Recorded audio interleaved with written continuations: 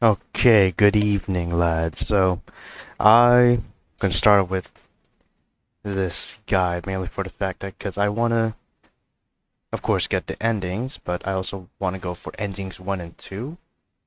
So, uh, yeah, this is basically explaining, of course, how to get it, the point system that they use, similar to Snoot Game.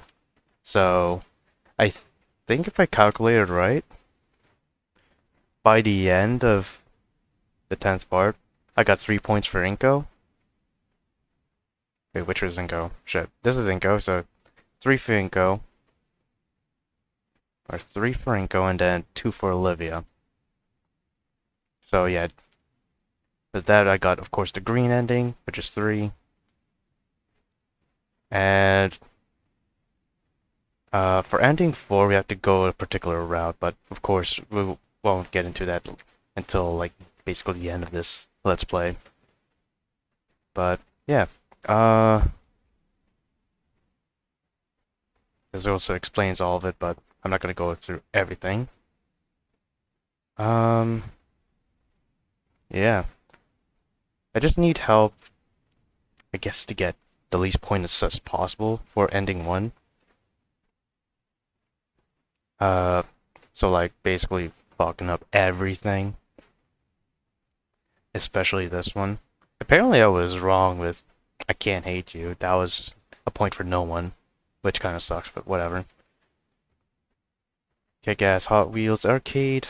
I'm kind of I'm kind of depressed I picked the wrong one here, but whatever.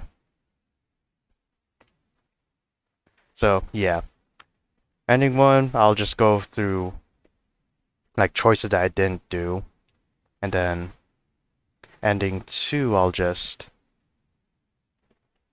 head to I guess one of the recent saves and just miss a quest or whatever. Not a quest, a point. More than likely for Inco. Though I don't know how far back I have to go.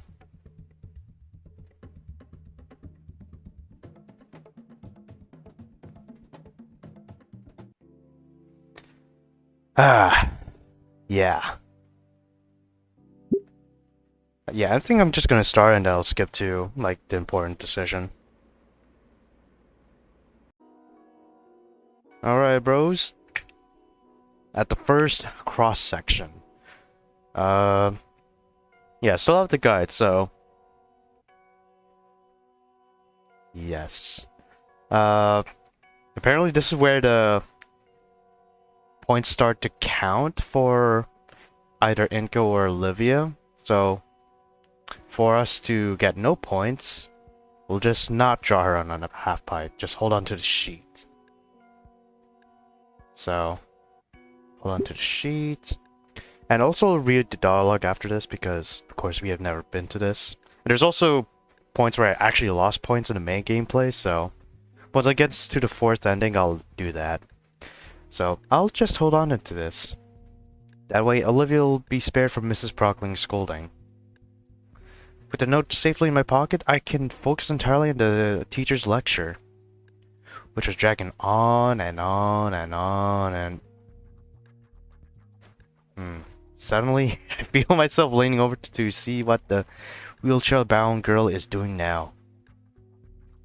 She's hunched over, arms atop her desk moving lazily. Mr. Nito, is there a problem? Don't tell me you get fucking confiscated.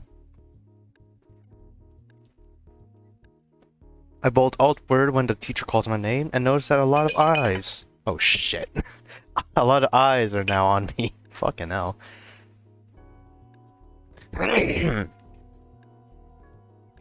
Drop my card in. Receipt. No, ma'am. I was, just trying to see the board better. I just feel so dissociative. Especially after getting the 3rd ending. Mrs. Prockling huffs. If you'd pay attention to what I said, that wouldn't be necessary, Mr. Nito. Yes, ma'am. And that goes double for the rest of you. Yes, Mrs. Prockling.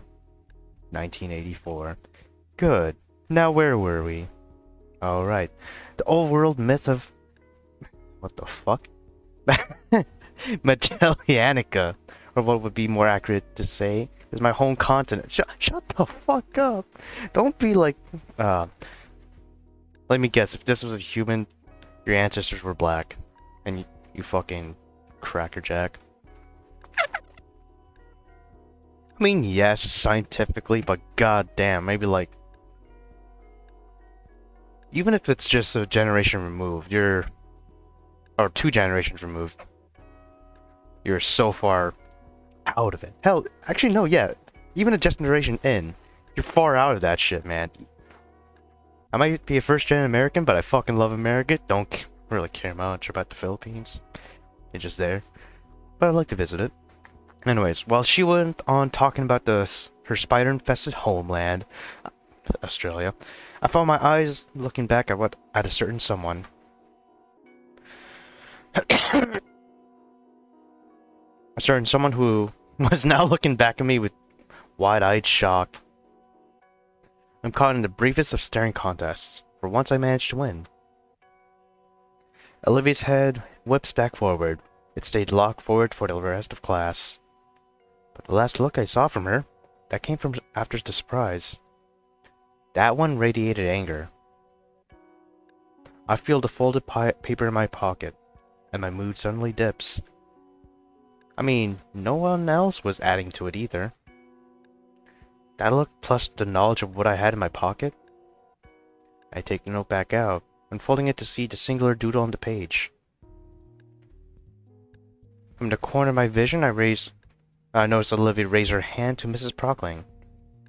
Alright, Mrs. Halford, you may leave now. Everyone else, you may take the last 5 minutes to start on your homework.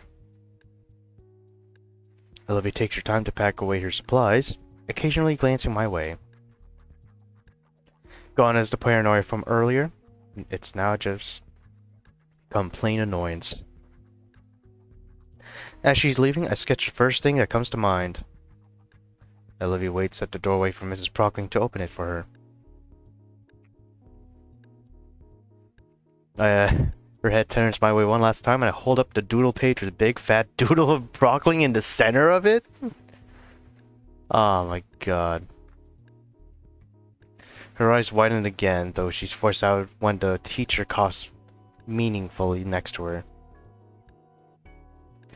It's too late for me to realize that Prockling sees me holding the paper up. I try in vain to hide the paper, but by then the teacher is marching her way over. And what do we have here, Mr. Nito? She snatches the paper out of my grasp. Haven't I told you about wasting the time you have in class? Her eyes go wide as she sees the unflattering doodle of herself. Oh, that's a new spread from her. She looks at me, face scrunched in anger. If this is your attempt at making a humorous gesture, Mr. Nito, then I do not find it funny at all. Before I could explain... Why would you explain? Just say it's only funny to me or some shit like that. I'll just say, okay. Okay. Before I could explain myself, stupidly enough, Prockling crumpled the papers in her hands and unceremoniously tossed into the trash bin. Would have been more funny if you missed. Shoot. Defeated, I slump into my seat, now with no paper at all. Finally, the bell rings. The rest of us are excused. As I pack my things, I hope Olivia will understand what happened. I'll see which one's new. I think we already tread here, so... Right. Onward to the next point. Alright, this seems a little... This is... different, I'm pretty sure. Oh, by the way, I don't have the note with me on me. Or don't have the note on me anymore. Nope? With what, the doodles? From class right now? Yeah. Prockling saw me with it just as you left, and she tossed it away. Sounds about right. And look, I didn't mean to hold it onto it during class, but I didn't want you to get in trouble with Prockling if she saw you with it. Seemed like the best option for everyone, you know? She seems surprised at my reasoning, and stirs in her emotions until she settles on neutral. It's whatever. I deal with her on the regular anyways. Her head turns to look neutrally at the elevator. Oh, okay. Alright, let's see if there's anything else. There's later. Oh, wait.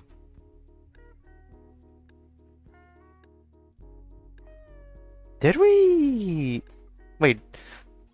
Don't we go to the elevator? If we... in the other choice? I'm not sure. I'll see you tomorrow then. I watch as the doors slowly shut with a squeak until I can no longer see the green Gator girl. My senses return to me, and I start making my way to the metro station.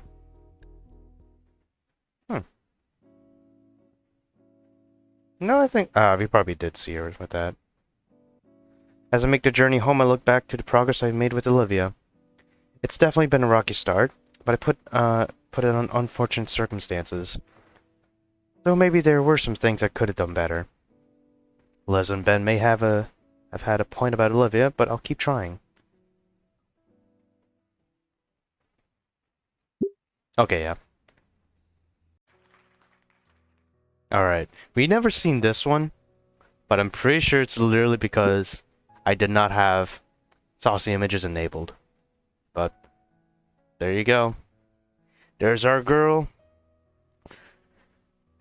Or at least in this route. Actually, no, if we still get the girl, it's just not gonna be the best ending, right?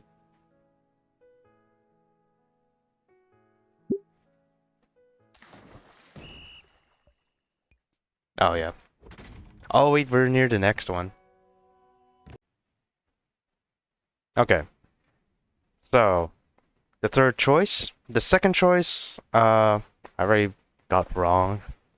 We have to invite Olivia, but instead of convincing, but I'll do the choice some other time. Or the next steps, I should say, for the fourth ending. But, choice 9. Of course, this is obvious, we have to show support.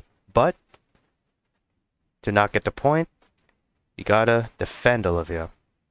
And even save? No, I didn't. So defend. Screw it. If Olivia's not going to defend herself, then I will. Olivia needs my help here. Oh, hey. What's going on here? Oh, good lord. It's Basic Baldy coming to save the day now. Piss off, new guy. You won't score any points doing this. I grit my teeth, as if this were for popularity. Luckily, I do know what to do in this situation. Hey, I can go to get the teacher right now. If this is how my classmates treat each other, I'm disappointed. Especially you two, Lunara and Kiara. Kiara and Lunara look aside a bit, more aware of their situation now that I've pointed it out. You know him? Yeah? Doesn't surprise me Lunara's gotten cozy with him, but come on, dude. We weren't ganging up on Olivia. You were. I saw all of it. How you all bullied her. Bully? Really? Mia spits out the word bully like it's the word of the day in the kindergarten. Somehow it makes me feel silly for saying it. You're gonna tell me to pick on someone my own size next? You know what? Yeah. Yeah. Pick on someone your own size. Pinky? I don't know. Did you even hear me? I said I'd go get a teacher. All the people my own size. Think I killed them already. Okay. There goes your face. Kidding. You really need to loosen up, huh? Are you ignoring me? I said... I heard your first time, retard. Instead of repeating yourself over and over like a freaking idiot, how about you try a threat that actually scares me? Suspension doesn't scare you? She smiles. Let's just call us friends in high places. Look, Jess, cut Olivia some slack. Shut that gullet of yours. Hey, Olivia, I think your paladin here hasn't graduated night school yet. You wouldn't like it if I were you. What the fuck? Inco, you're making this shit worse. Mia laughs dryly. Why the fuck are you trying so hard? It's hilarious. Are you just trying to get a piece of that leathery gator tail? What? What the fuck? Yeah, fuck. Exactly that. Let me slip something that works into those pants, babe. The other two start chortling again. Mia's forced me lower under social scales. They're compromised. My face heats up. I'm starting to see red. And yet I'm frozen in place. How can't you just claim something like that without hesitation? Oh my, he's not responding at all. His head is so red. He's totally into gumping it. This was a mistake. No, it's for Olivia. You're not focusing on her anymore. I can still fix this. I take a step forward to continue my argument, but Olivia grabs me by the wrist. She gives me a pleading look, but that makes my thoughts stop in their tracks. Ah, isn't that sweet? See, she knows you shouldn't be embarrassing yourself more than you already have. Is this true? She gives a solemn nod. How touching. It's getting late. You gonna clean your fucking ad or what? She glares at Mia, then to me, then back.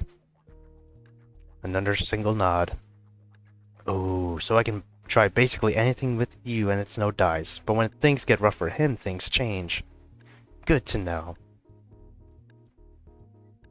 The three saunter off and round a corner. I turn to look at Olivia, who in turn scowls and wheels past me without a word. I reach out to her. Olivia, are you... She smacks my hand away. I'm sorry. It's just that I couldn't sit back and let Mia trash talk you like that. Olivia stops in her tracks for a moment, head turning back towards me. In her eyes, I don't see any anger or sadness, only disappointment. Her citrine eyes are downcast, her claws kneading the cheap leather of her armrest. It takes me a second to realize Olivia isn't talking to me. Forget it. Olivia doesn't even wait for me to say anything back to her request. Her arms push roughly on the rims of her chair, which takes off down the hall without so much as giving anything or anyone the time of day.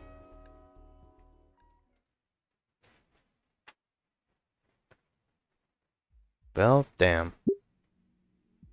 I stood up to Mia and for Olivia and I end up in this mess.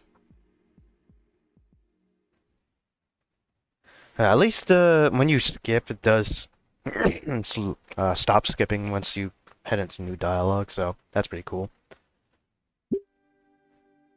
Oh, wait.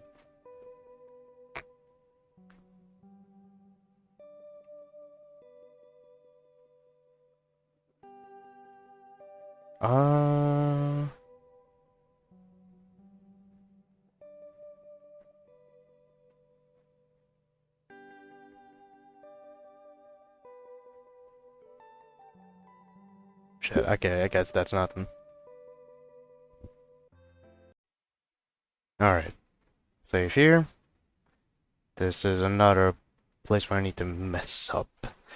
So, skipped a fair amount of choices here. For us to lose the point, we have to take the key instead of not taking it. So let's take the key. Alright, let's get this over with. We've gotten this far. Time to end it. I've had about enough of all this stress. And by the looks of it, so has Olivia. She's been dealing with this much longer than me. So it's time for me to carry my own weight here. At least, it's the least I can do to take that final step for her. Even if she doesn't trust Anakin, she trusts me. She doesn't trust Anakin? That doesn't sound right. But it can't be anything else. It's just that. Enough nonsense. I take the key, Move to slide the key in the panel. And... Hey. Alright, with the key insert and twisted, the dark room shudders briefly before the metal door finally starts to slide open.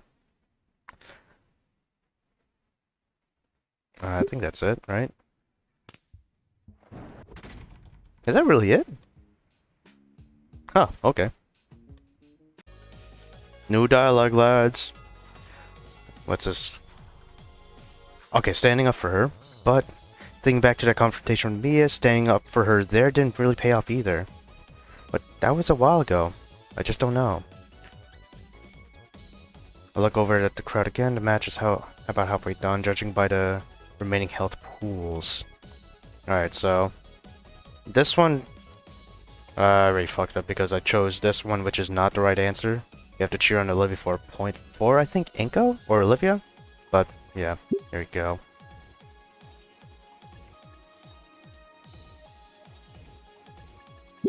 I think that's it.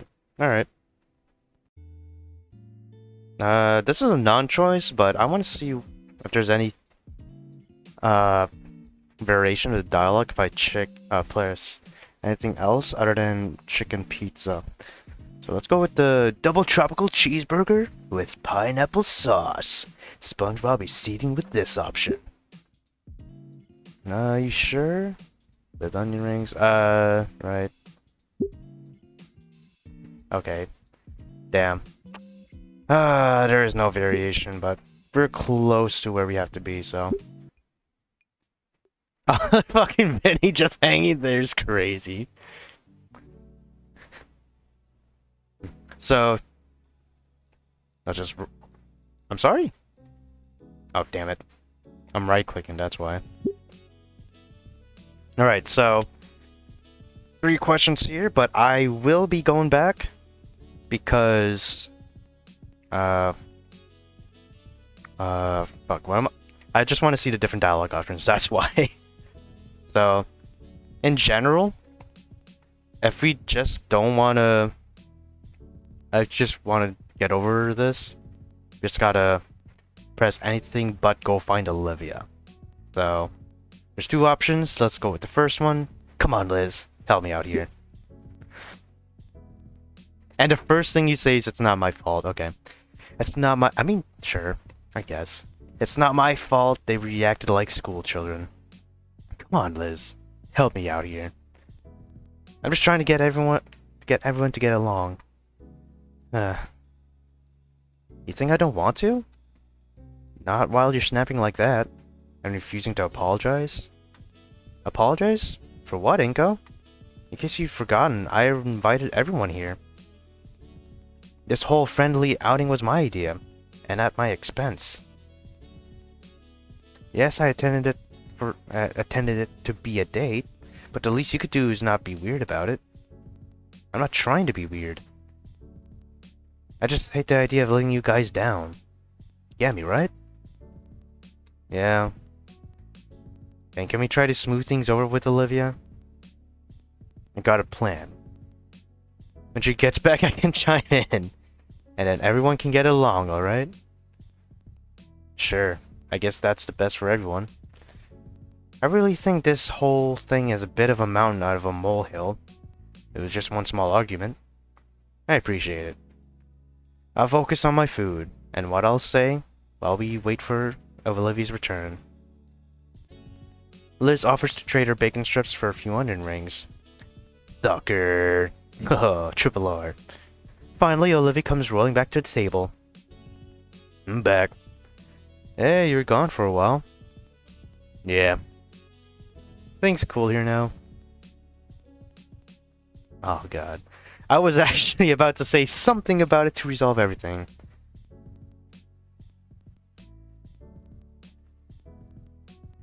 Alright.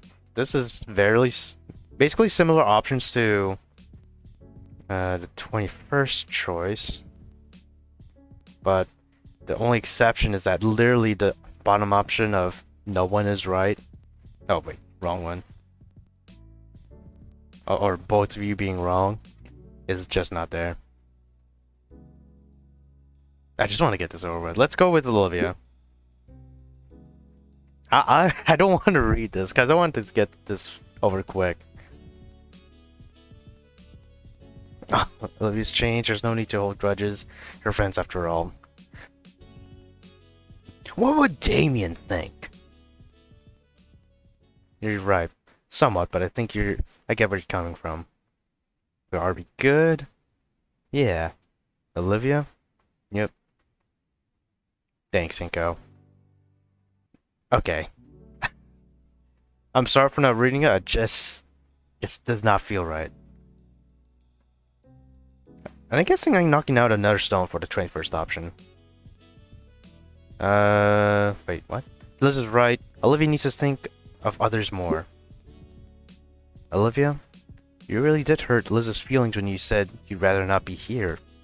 After all, she's done to make this trap happen.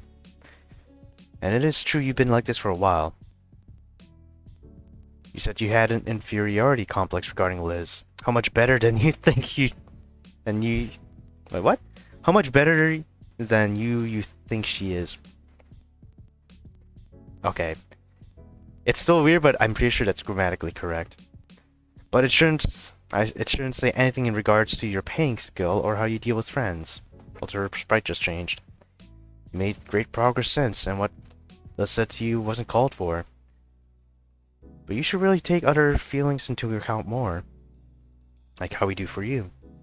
You can't just be thoughtless like you've been, yeah? Okay, whatever. So we're good? Sure. Thank you, Inco. Okay, Liz was puzzled by that. That went better than expected. Alright. I can't decide who's right. You're my friends. Cringe. I think both of you have some good points. But there's a bigger picture that we all need to see. Deep down, both of you want to be friends. So, why not turn over a new leaf, starting today? Is that it? Pretty much. So, are we good? Sure, I guess. Yeah. And simple and to the point. God bless your heart. So, wait. Oh, wait. Sir, please? Okay. Right. So, middle option. Ask Liz for help. How does she know how to deal with avoiding upsetting others? Liz? Yeah? Could it be the case that doing what you're supposed to doesn't always work? Is that a trick question? Of course it isn't. Is that what you're thinking? Well, guys got in an argument over it. Olivia got hurt over it. I feel a bit responsible. Nonsense. This stupid stuff is just our own catty squabble. Well, I want to do something to fix it. Well, I have an idea what to do. Thing is, I really don't want to upset anyone. Or get worse, get them mad at me. You only want to do things that others will support then. Yeah, but here it's not an option, I don't think. It's a catch-22, sure. You're great with people. You're on the school council. Jedi Council. Probably have lots of arguments there. Like you wouldn't believe. What do you do then? Liz looks out the window. Guess that's a good question to ask. Well, here's how I see it. Water first. If I have something that needs saying, I'll just say it. If that doesn't matter, it doesn't matter how others think in that case. Some things you have to be cold with. That's just how some things are. Oh. Sorry if that's not the answer you were looking for. No, it was good. I appreciate your perspective. It's actually a good example it's actually a good example of itself. I think it's what I needed to hear. Ha, that's a good way to put it. Thanks for the advice. I'll try to make things right once Livy gets back. Sure. I'll focus on my food and what I'll say while we wait for Livy's return. Sucker, bitch ass nigga. And I'm guessing it's the same 3 choices. Alright, yes. Let's go back. This, if we do, say, go find Olivia, which I'll just do. We won't get the point. We only get the point once we go to the 21st option or whatever, and say both of you are wrong, basically. Right. If I remember, I think we have to choose this one for no point.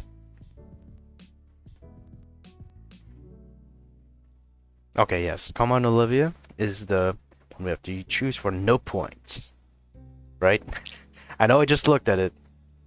I'm just confirming. Yes. Come on, Olivia. Help me out here.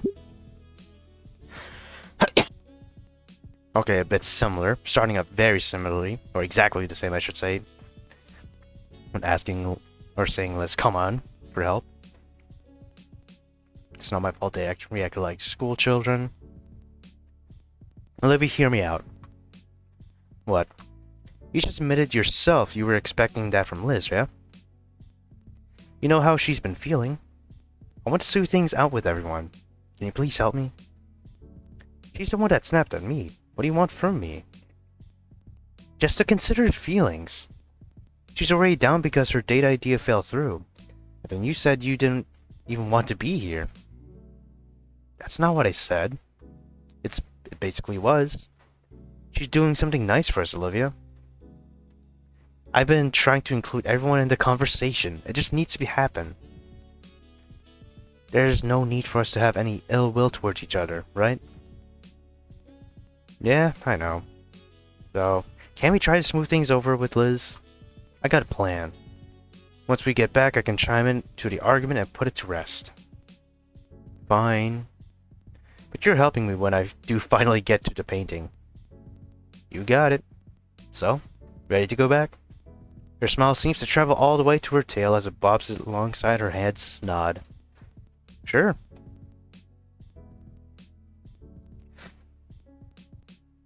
Olivia follows me back to our table. Hey, you guys are back. Everything good? All cooled off? Yeah, everything's great. I want to give my 2 cents. Try to resolve everything. Alright, let's just go with this one. Because all the options are bad, but this seems not the worst to me. So, ayo. Alright, let's see if there's any new dialogue. No, I guess not. Okay. Okay. So this should be the final point that one can get in this game. And we basically side with Ben. Ben's bitch ass, alright? That is who we are going with. I don't want to right click there. Just save, yes. Ben has the right idea. We should all say goodbye together. Olivia needs us now more than ever. I think Ben has the right idea. It's what Anakin would want. These are scary times, so it makes sense to be afraid. To be hurt. Don't worry, Olivia. I place my other hand on Olivia's reassuringly. I'm here with you. We all are. Ben is extending an olive branch here, alright? Just need to accept it. Ben gives a tense, shaky, but approving nod. I'm glad you guys are seeing this situation for what it is. And just how important it is we make this eulogy something beautiful. Olivia glances around hastily, her voice broken. I don't want him to be gone, Inco. There's too much that I didn't... I know, but we need to face reality. We can do it together. That's not really putting her down nicely, is it? I'm not ready. I'm not ready to face anything at all. It's okay, Olivia. I know I was close to Anakin, but... you clearly meant so much more to him, and him to you. He was the only teacher that seemed to really care, right? She nods. So you're the most hurt, the most afraid. Afraid? And we're here to support you. Just need us to help you. If you're not ready to face reality, we can help you to think straight. Jesus Christ. Holy shit. That's more than not even letting her down nicely. This is just picking up the grave and slamming it on her body. Caving her face in. That is what this shit is. To face it together. Can you do that? Her eyes rove over both Ben and I, then back to our interlocked fingers. I take hold of her other hand. She blushes and looks at me dead in the eyes. Okay, that's adorable. Can you help us? Okay. I'll think about it. I'm still afraid, but if you're there, I'm here. Ben clears his throat. That was very inspiring of you, Inco. His hands aren't tensed up. He's calmed down a bit. He opens his mouth to continue, but I hold a hand up to stop him. Jesus, he was about to yap even more. Olivia's had enough for one day. Ben, can we get some time alone together? Oh, of course. I'll give you a bit of time to process all this. Ben walks up to me and pats me on the shoulder. With a solemn look at Olivia and nod towards me, he walks out of the classroom and leaves Olivia and I alone. As the door clips close behind me, I hear Olivia take a sharp and shuddery breath before turning to look at me. Her eyes are glossy and puffy on the edges. Trails of tears stain down her cheeks, and her expression is someone who doesn't want to believe that it's true, but knows deep down that it is. As I look at her, I feel my emotions come back twice as hard. No. I need to be strong for her, damn it. Olivia, I try to find the proper words to say something to her. Anything to give her any sense of comfort to ease her pain. But I feel my throat begin to tighten like someone's hand is around my neck. I don't even notice that I'm crying until my vision becomes blurred with tears. Without thinking, I wrap my arms around the bionics and pull her into a hug.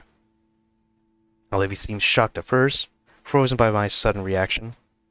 But then I feel a pair of arms wrap around me, hands clutching my jacket. Okay. If I remember correctly, Olivia was the one that initiated the hug, right? After telling Ben to basically fuck off.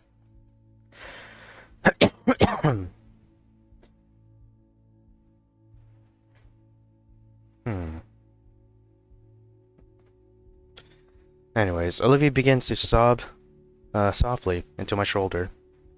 I feel my own resolve break down as I hear the increasing pain in her cries. When we're like this, I can't even pretend to be the stronger one anymore. Maybe I could bear the pain of Anakin, but seeing Olivia like this, I hold on tighter. I don't want to let her go. Suddenly, she mumbles something into my shoulder. What was that? We pull apart and I look over to Olivia. Her sunken face is covered in splotches and trails of wet and dry tears. She's hyperventilating and looks like an absolute mess right now. Despite this, her eyes are fierce and lively as they meet mine. I need to do something.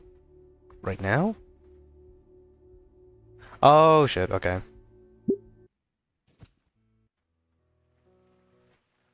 There you go.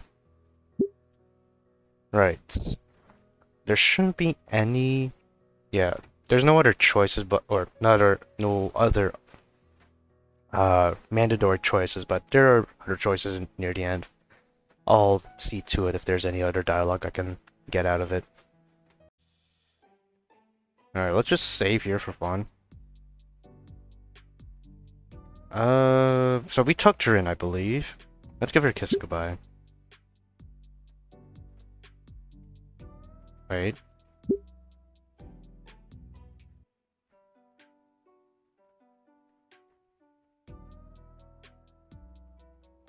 Wait. Okay, so there is... Okay. So there are different dialogue options. I just... don't remember which one I fucking chose, man. Hmm.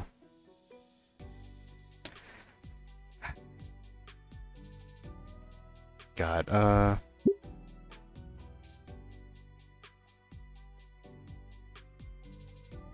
I think I chose the kiss option. Okay, so let's tuck her in properly. Her brows crunches up, and I can see the goosebumps spreading on her arms.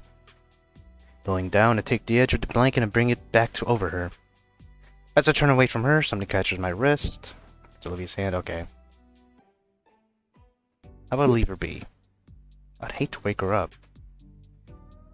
Oh, you woke up anyways.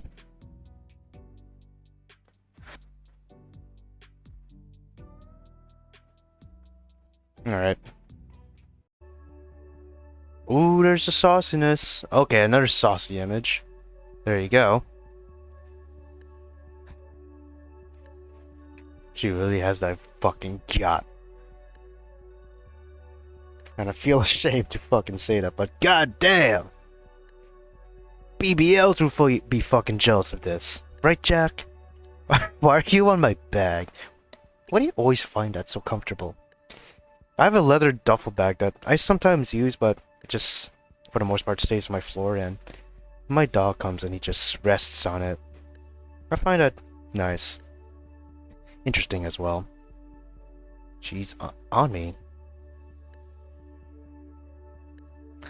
Did I even read this before? Maybe. My head grows hot as my brain tries to process the situation, how weird, as she's just close to mind.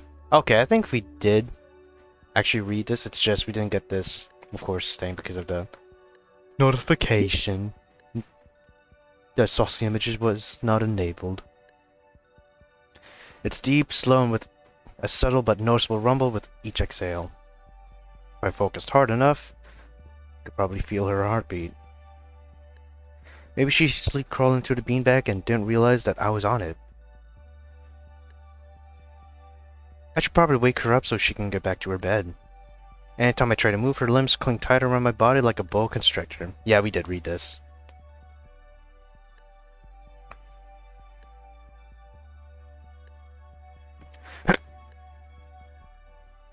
Don't want her to be a cranky gator, of course.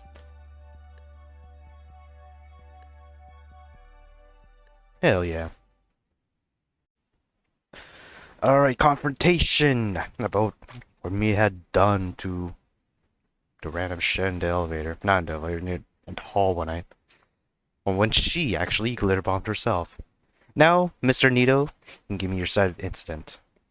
As silence takes over the room, all eyes turn on me, and I'm considering how to approach the situation. I see Mia in the corner of my eye, along with the subtle fist she raises in warning.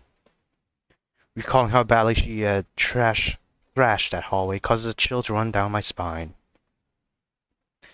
Ben lets her speak first. He's trying to play it smart, I think. Maybe he's onto something. I could. If I take the heat for this, maybe Mia will finally leave me and Olivia alone. Actually, yeah. Mia knows the score. If I help get her off the hook, I'd look pretty darn cool. She could even owe me one. Assuming the punishment isn't something drastic. I have no side of the incident, ma'am. Okay. I give up. It's exactly as Ben and Mia say. I instigated the whole thing.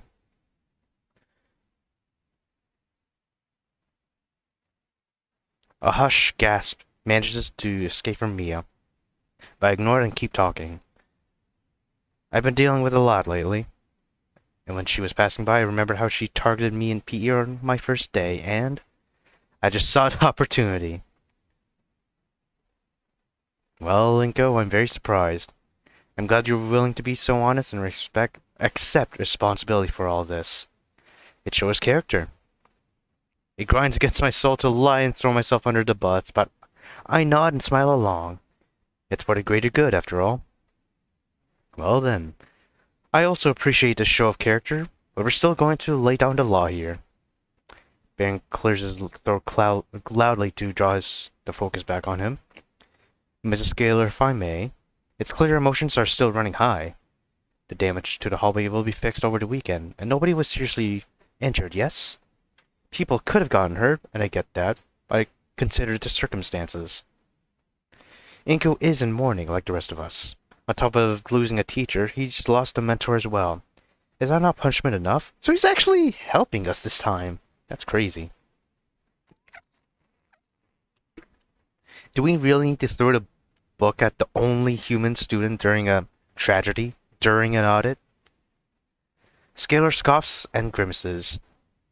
I think it would be in everyone's best interest if everyone were to just cut some slack. Ben, you know that's not how we're supposed to look at this. She complains, but she's clearly somewhat rattled by the concept.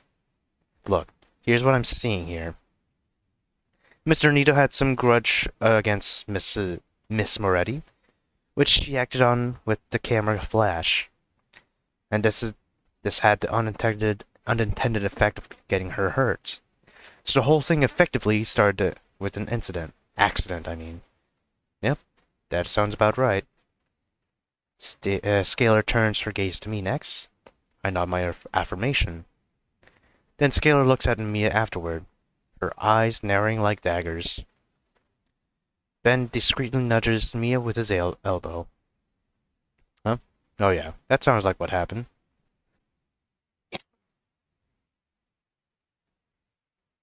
Right. And why did none of you come forward about this earlier?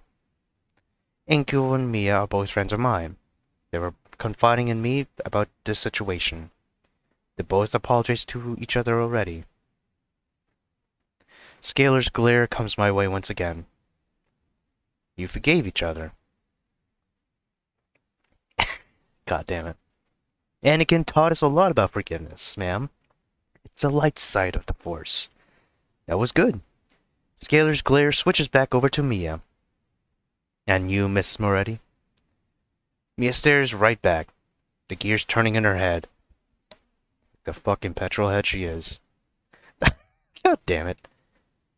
Ben tries to nudge her discreetly again, but she doesn't seem to take notice. I feel myself start to sweat. I think Mia would rather take the punishment than admit any sort of fault.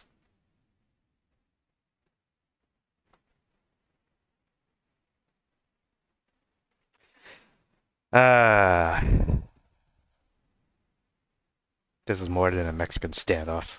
Goddamn. Yeah. Yeah, I'm sorry. A wave of relief rushes over Ben and I. Scalar looks more frustrated than anything. She leans back on her desk chair and shuffles through some papers. In addition to the report itself, our Anakin left behind his account of what happened. In it, he describes Mia's actions as openly hostile and intentional. Could you blame her? She could not see anything. She was in a lot of pain. In either case, it seems both parties are in agreement as to the situation. I suppose that's why Anakin didn't mention a motive in his report. Now, I would like to give the benefit of the doubt, especially at a time like this. And given both of your statements, it seems whatever nonsense this was about has been resolved.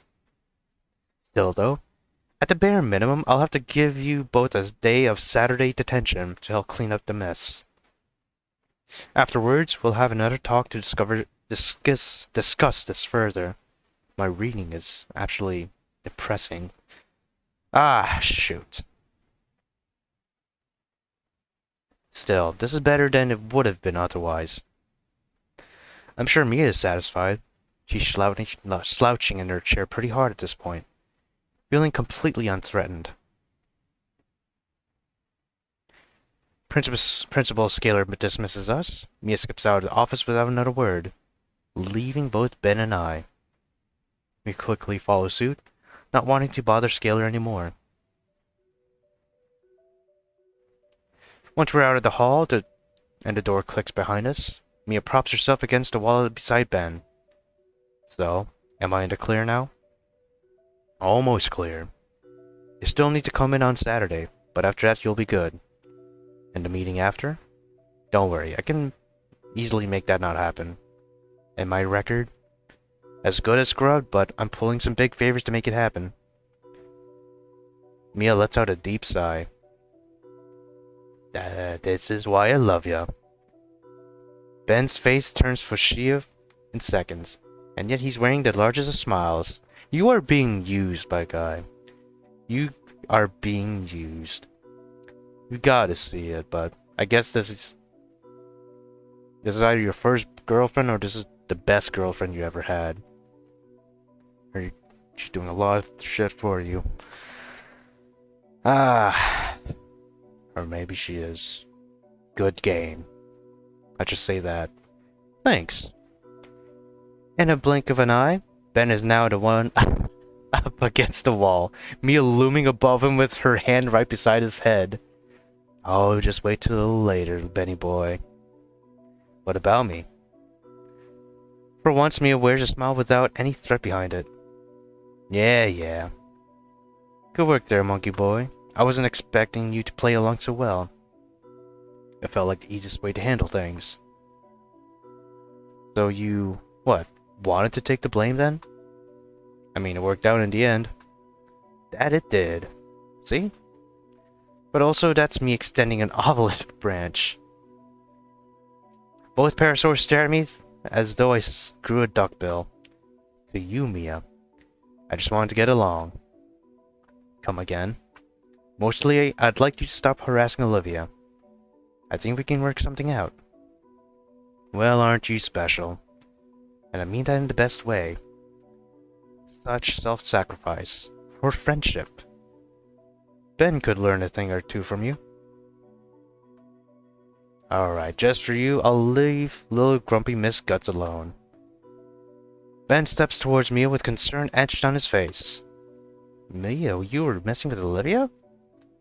Shut the f- Oh my god. This is what we call a red flag, Bluey. Bitch ass. Shut the fuck up, Bluey. No, and now I never will, right? The pink punk turns back to me. Just free coasting to the end of the year, and I'll be out of your hair forever. Sounds like a good deal, Inky boy. I nod in agreement. Yeah, that's all I'm asking for. After Saturday, we won't need to see each other ever again, Mia. My hand is held out to seal our deal. See you Saturday, then. Instead of shaking it, Mia slaps my palm hard enough to make the involuntary clap reverberate in the quiet hall. Handling my pain with a smile, Mia reciprocates with a grin of her own and turns away. Mia saunters off, then looks between the two of us. I don't get anything anymore. But I'm glad you're taking efforts to soothe everything over, Inco. Hey, no problem. It's the least I can do. Yeah, and I really appreciate it. You'll be fine with her in detention, right? Sure, totally. I fucking hope so. I clasp a hand on his shoulder and offer him my fist. An epic bro fist. He smiles back and reciprocates with a fist bump. Alright. See ya. See ya. How close is this Saturday detention?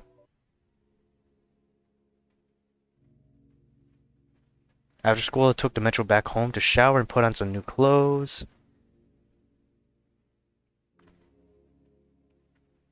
I'm not able to get the skip button working. Didn't I do this?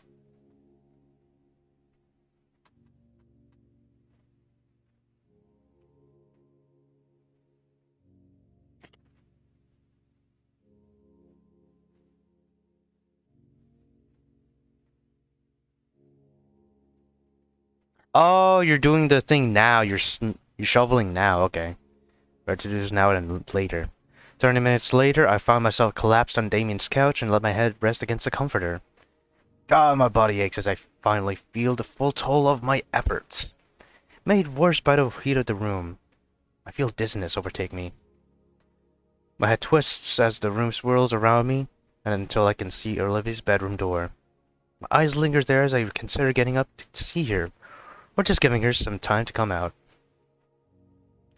She has to know I'm here now, right? She probably does.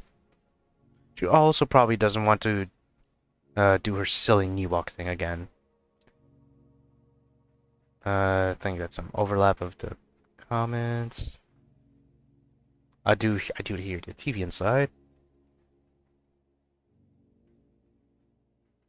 Oh, wait. Wait, what? Okay, so... right. With her being on... going into depression, I guess slight depression. Mild depression. Uh... When we see her like this... What? I think in the third ending she painted her room black. Or her windows black, I mean. But here she doesn't. Interesting. Olivia lays on her bed, flat on her stomach. She's staring blankly at the TV on the floor.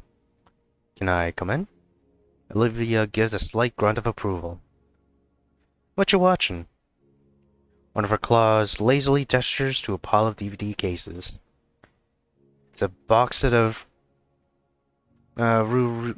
Rurouni Kenshin. Okay.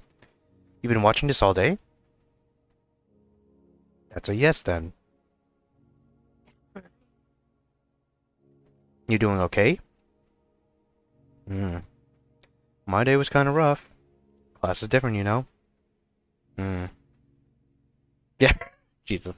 Yeah, I'm glad to see you again. Can you at least sit beside her? I got called into the office too. Me and Ben were trying to get out of responsibility for that outburst earlier when she tried to kill us. Evidently that meant trying to throw me under the bus. It is what it is, I guess. Ryan Gosling moment. But I actually worked out my people skills. Made a deal with her and Ben. She won't be bothering us anymore. Pretty cool, right? Olivia? I'm trying to watch. Oh. Can I stay? At least there's this. I want to sit next to her, but Olivia spread out on her bed to the point that she's barely left room. And what little space that was open had already been taken by the small rat curled up against her. Looking around the room, there's no chair in sight, not even the beanie chair. And after giving myself a mental kick for why there isn't one... Hey! Nice. That's nice. I like that. Lovely pose. I kneel next to the bed, letting my arms rest on its edge. Olivia grunts again, but otherwise focuses on the show playing on her laptop. I look at the screen and... need to look away as several men are gunned down bloodily by an old-fashioned hand-crank repeating gun, whatever. Didn't know Olivia was into stuff like this. It's made worse by the fact that the voices do well to convey visceral pain they're experiencing. I'll push myself back up. On second thought, I probably reek right now, Olivia. Yeah, this Inco has not developed. At least has not developed a lot. And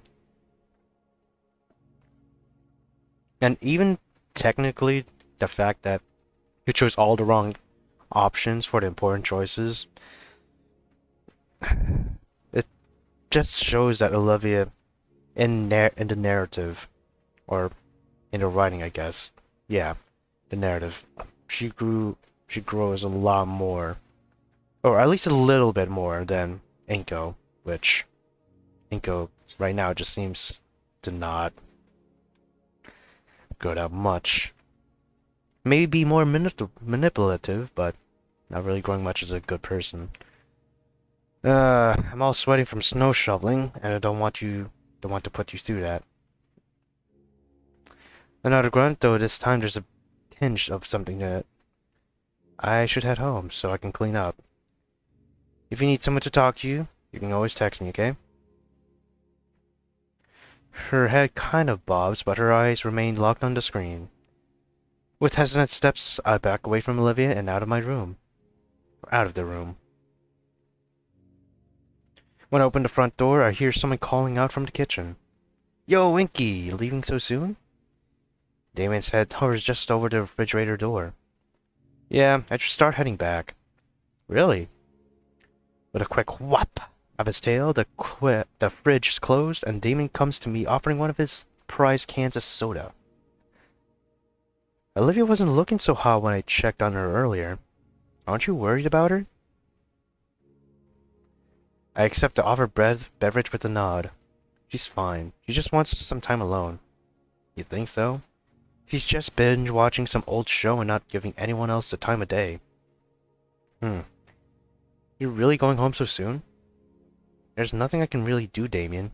She's fine. She just needs to recharge and rest. Well, alright. He sips on his own cola slowly, his eyes scrunched up in thought. And that is another reason why Inco's not really developed. Well, still, I'm going to try cheering her up for myself for a while, Damien style. As if to prove his point, he crushes the can against his head. Hell yeah! Gotta do it like those beer crusher boys. Slam against your head, drink the beer whatever hole it comes out of. Fuck yeah. Being I can do it, she'll be back up and laughing in no time. Alright. She said she'll text me if she needs someone to talk to. Good to know. See you later then. Yeah, be seeing you. I exit through the front and shut the door behind me. A few seconds later, it's locked from within. The next measure should be soon enough.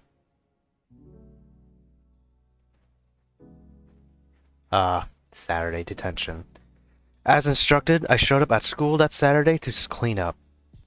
And to my surprise, Mia was already there in the partially repaired hallway. With her arm in a sling? It doesn't show her in that. A janitor was there too, talking to the obviously injured girl, and giving her a thorough explanation of what we were going to be doing. That sling has to be for show, man. It has to be for show. I have no idea what the fuck she's done. Unless she did some freaky things to Ben. Wow, okay, there you go. I cleared my throat loudly, drawing both of their attention. It took you long enough, Shades. I'm not repeating myself. I heard most of it, sir. Me, are you okay to work like that? Shouldn't you be home if you're hurt? Oh, I should, yeah, but then Ben or Scalar would get on my case. And I just wouldn't want to shirk, I guess. Shirk? Trick? Shirk, yeah, it's shirk. Shirk on my responsibilities, yeah? Her smile is strained as she motions with her covered arm. Don't worry. It looks like all the serious work has already been done. Save for a set of lockers still on the floor. From the looks of the hallway, most of the serious damage had been dealt with over the months.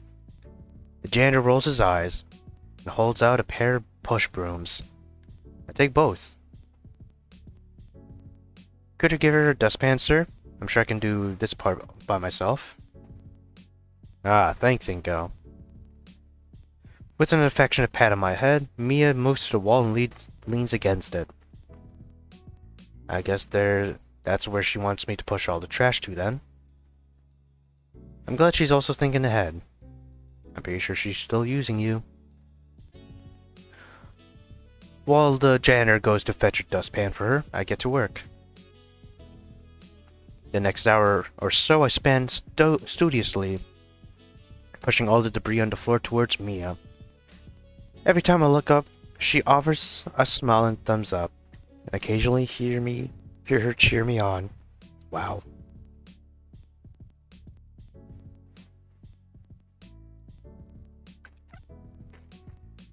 You absolutely heard my voice fucking die there. At least I think it's cheering. Her voice and tone are hard to read at times. I always figured she just naturally sounded sardonic. My arms are starting to ache once all the trash is ready to be scooped up. With the standing dustpan ready, all the trash is easily dumped into the large trash bins loaned to us by the janitor. I just push pile after pile of trash into her pan. Mia easily lifts and deposits them into the bin. Alright, Inco, take 10. When you get back, we'll be bringing these bins and the lockers out back. Wiping the light coating of sweat from my brow, I nod. Mia and I take a seat in a nearby classroom while I get some well-deserved rest. We'd be out of here a hell of a lot faster if we just finished cleaning. Sorry, but I'm tired. You've had half a year of gym classes with Solly, and you're still out of shape? Unbelievable. It's not my fault he pushes us too hard. I can rarely recover between classes. He's the best damn teacher at school. If he can't help you, nobody can. Why do you like him so much? He gives his respect only to people who earn it. People like me. You don't think anybody else at the school deserves respect? Nah, a new sprite, boys. Got a new sprite. She's still a baddie. Everyone's willing to betray each other at a moment's notice. Is that foreshadowing? The only reason that doesn't happen to me is because I put the fear of God into people. I'm not about to let my graduation plans be ruined because some cunt thinks they're hot shit. You actually have plans after graduation? None of that involve any of you. I'll be long gone by the time this place falls apart without me. What about Ben? Aren't you two? Yep. Ding-a-ling, ding-a-ling. Oh. Damn it! I thought he had the fucking eureka moment, man. I instinctively pull at my phone and check the notifications. What, Wheels chatting you up? No, I got a text from the school. Looks like they released a monthly newsletter. I follow the link to the text message, and it takes me to a PDF copy of the newsletter. You want to hear any of this? Sure, read it. Whatever. Alrighty then. Ahem. Good morning, Feathertails! This week, we have the following announcements.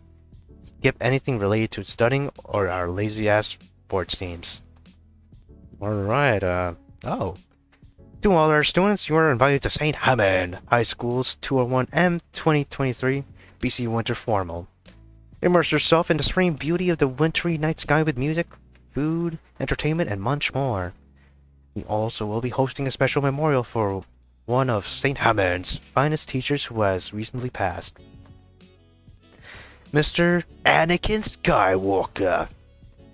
The event will take place at the Volcadaire Convention Center on Friday, December 15th, from 7 p.m. to 10 p.m. Tickets for the Winter Formal are now on sale online or in Mrs. Prockling's class in room 211. $15 for one and $30 for couples. Please read our event dress code to know what will and will not be allowed for the formal. Have a great weekend. Go Feathertails! You didn't have to read that last part out loud, idiot. I agree with her. Sorry. A few more moments of silence pass.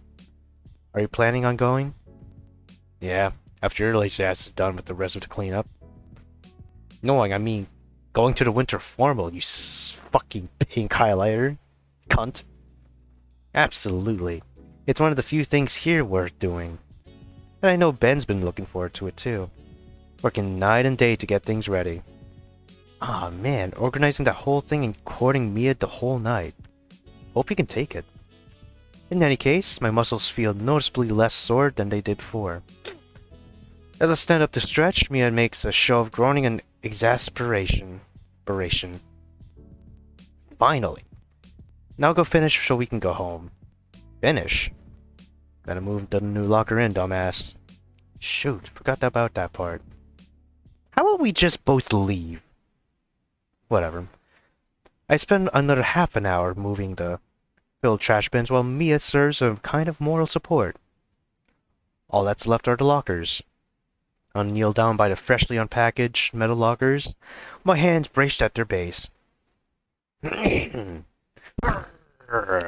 For a moment, they don't budge. Come on, Shades. I exert all my strength into my legs. Come on. I'm starting to feel them rise. Oh, come on. While I'm focused on the task of lifting, I notice Mia leave my peripheral vision. The weight of the lockers seems to vanish and they rise easily. Now that I'm not straining against the heavy weight, I can look to the other side and see Mia easily handling the majority of the weight of the lockers. She must have taken some painkillers during our break, as she's handling the weight of both of her arms. Sweet, we're done. You okay? Your arm. Go get the janitor, Shades. Not too long after, our chaperone examines our work and lets us go. Mia and I are both escorted out of the building by our school's security guard. And she wastes no time in rushing towards the school's parking lot and peeling off in her exceedingly loud hot rod? She has a hot rod? Okay. Okay. She is basically new Top Gear. It's Top Gear, but it's fake and gay. Even though she is an absolute unit. But still a sausage. A soggy one at that. I'm left walking alone to the metro station as always. Okay, fine, I can skip. Oh wait, actually no. I'm exhausted. After so many hours of heavy lifting, all I want to do is now just fall asleep. I originally wanted to go and visit Olivia after detention, but since I was the only one doing any work, it took forever. And honestly, I'm a mess. I definitely don't want to show up there looking like this. Stretching my limbs out to feel the rest of the bench, a familiar shade finds its spot beside me. Oh, Mr. Ferris. Good afternoon, Inco. Withholding my groan of pain, I force myself back upright and turn to the older whale. Hey, Mr. Ferris, what's up? I feel like I should be asking you that. Give my bluntest, but you look out of sorts. My mouth opens to tell him about the detention, but I shut it. The audit. The hall. Oh, just had a busy morning, sir. The whale bellows his own groan. Yes, I suspect we all have. Had a dreadful meeting this morning. Positively dreadful. What for? His eyes shut in contemplation, reopening after a moment. Suppose it's already public knowledge. Many of the schools in the district have some formal or gala or other event coming up. Of course, since students are still under our care, there are strict guidelines for these. Frankly speaking, it was a meeting spent talking of the follies of youth, Mr. Nito. He chuckles at his own joke. Once again, I'm reminded of the formal. I'd love to take Olivia to it, but would that be too much? We aren't exactly dating after all. A goddamn shame. Oh, you didn't confess! Wait, what was... But you still had that fountain scene. What the fuck? What are you talking about? Okay, I think he's not taking any hints. I think that's what the fuck's happening. Well, maybe we are? I didn't confess. It's not like in the movies. Maybe I need to really read that article on situationships. Mr. Nito? Sorry, I was lost in thought. Yes, I could see. What's on your mind?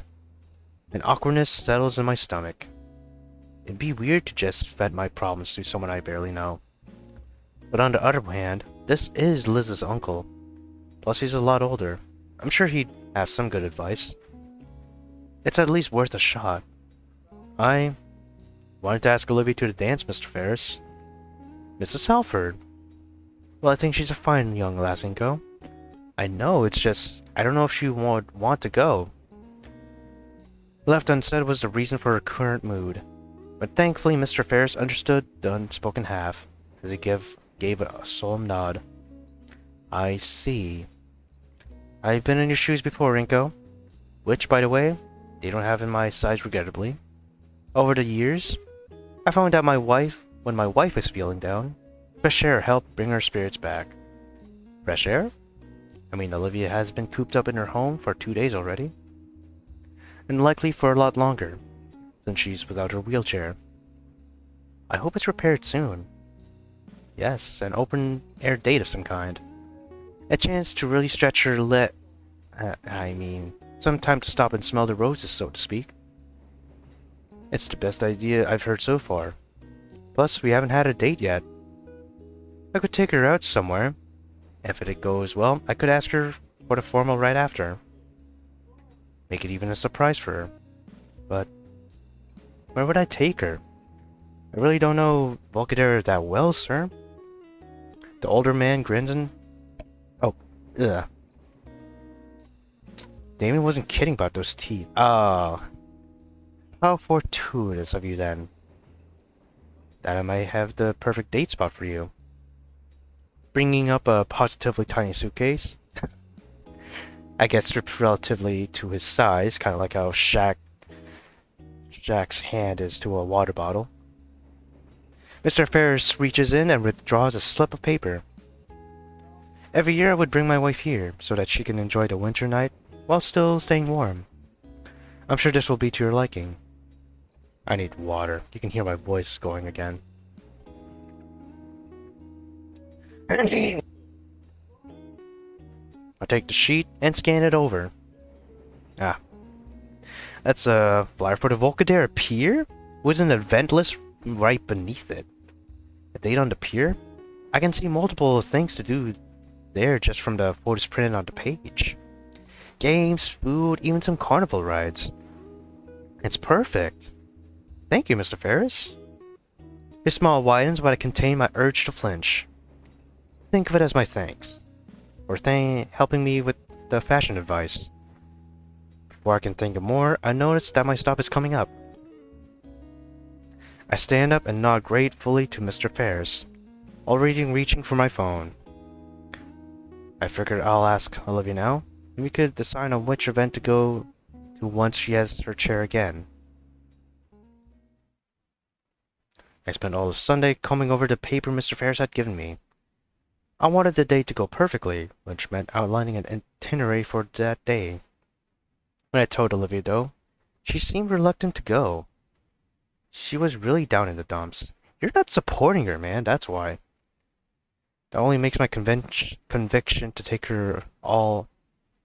Wait, what? That only makes my conviction to take her at all, the stronger. I trust Mr. Ferris's advice. He's married, after all. Probably... I mean, you can try, but that's not a guarantee, you know. After an entire evening of back and forth texting, I was able to convince her to go.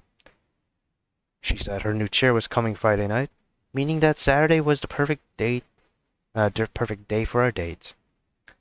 I spent the entire week looking for romantic things to fill our date night with.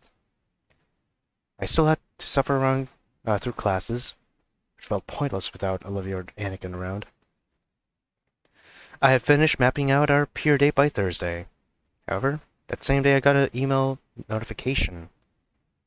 Apparently, one of my favorite influencers online was going to host a live event at the Volkadera Mall this week, after some last-minute booking changes. Fucking influencer meetup. I mean, fuck. I know I met Star Wars Theory at MegCon 2024, but damn, I didn't change my plans where I was going. Admittedly, I didn't want to see Star Wars Theory at first, because I think it would just be awkward alone, but at least at heart I did want to see it, and eventually I did get to see it. And even then, my final destination was fucking MegaCon, so it didn't change, like the general location at least. The only problem being that it's on a Saturday, the same day as our date. The more I thought about it, though, the more I thought Olivia would prefer to go somewhere indoors, especially with the cold. Plus, she wouldn't have to move around too much. I don't think she would be able to move a lot, especially in a mall with someone famous. at least somewhat famous inside of it. It's the second Saturday of December, and the cold is starting to pick up. A good thing I changed plans because I highly doubt she'd enjoy being forced out of the cold air more than necessary. The IRL stream would be this afternoon, meaning we could even have a good lunch before going. God. At exactly 7 o'clock in the morning, I knock at the door to the Payne household. Damon opens his door, though I can tell he's a little far worse for wear. As soon as he recognizes me, though, he perks up. Inco, what's going on, amigo? You here to hang? No? I'm here to see Olivia for our date? Didn't she let you guys know I was coming over to pick her up? We have a date planned for today. No, she didn't. Olivia's not really mentioning much of anything these days. Hasn't been all week. Oh. Well, stop letting the heat out. Come on in. He ushers me in and shuts the door, rubbing his arms to regain the lost warmth. Olivia's not feeling better? Damon brings his index finger up to the end of his snout. Quiet, she can hear us. Damon looks around the room real quick before turning his attention back to me. No, she's not. I said Vinny and I would try to cheer her up. Didn't work. She would just ignore us, staring at whatever she was watching. For hours. But, yeah, she's not even coming out for food. Mom's at least leaving some by her door, but I've never seen her this bad. Is it alright if I take her out then? No, please do, please do. It's probably what she needs right now. Alright.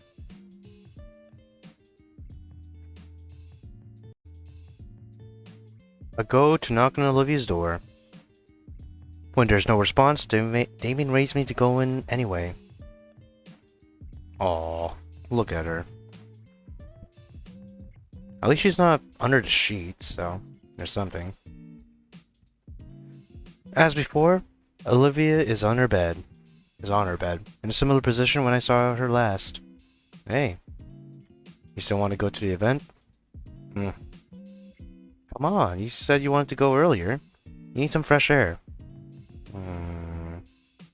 Okay. She gets up, straightening her shirt out, while I look away to afford Olivia her dignity. I didn't fail to catch the indented marks from her sheets on her scales. Where are we going again? Bulkadera Mall. Figured we could watch something together. So, where's your new ride? She gestures across the room.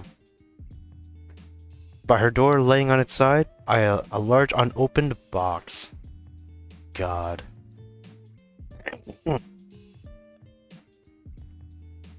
Oh man, it's just seeing her this disinterested to Inco as compared to ending 3. It's depressing. Right. When I realize what she means, I look back to her in bewilderment. Really? I told him I'd get around to it sometime. Olivia shrugged, looking nonplussed about it all. Well, she's up, it's something. I sigh and go to open the box. It's closed tight with tape. You got a knife? Olivia bares her teeth and rolls her tongue over her sharpest incisor. Oh boy. Nice. IKEA style. Lovely. It doesn't take long to assemble Olivia's new chair. It looks pretty identical to the old one in all honesty. I hold a chair steady next to her bed for her. Alright, ready for the maiden voyage? Olivia rolls her eyes at my lame joke, but I still see the tiny smile she tried to hide. She slides carefully into the seat, slowly correcting herself and adjusting her legs to properly rest on the footrests.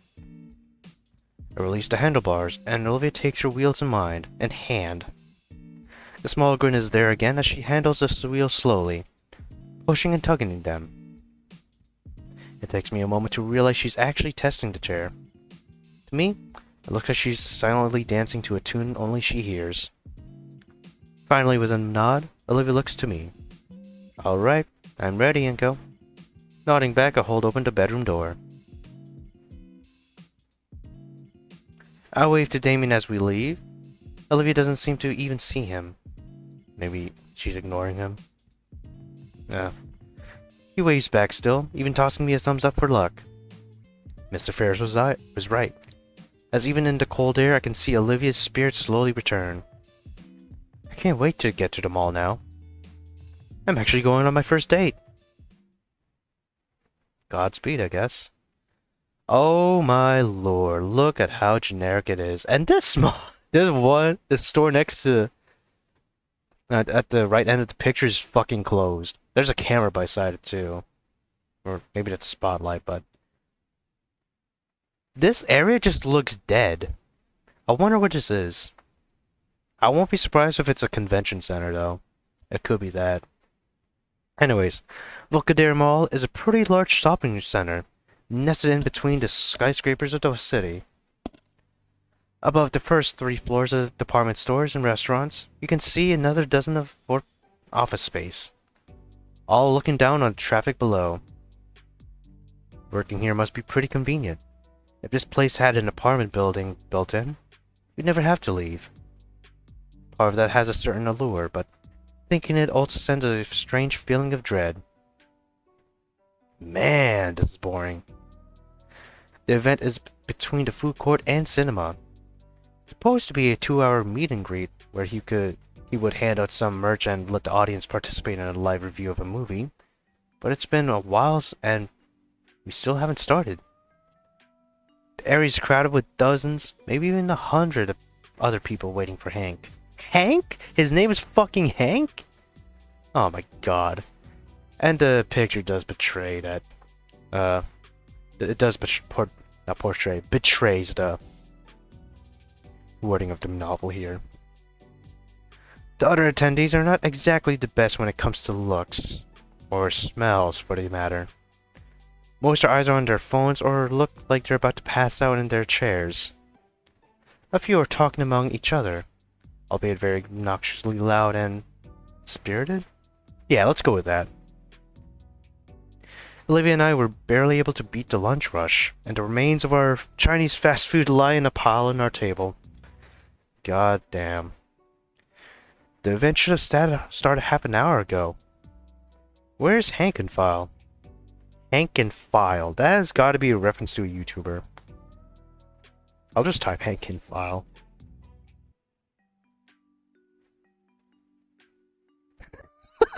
No way. I just type it in. I don't see a channel, but the first option is fucking Jack LaLanne Dies. From 13 years ago. Hold up. Let's just do this shit first.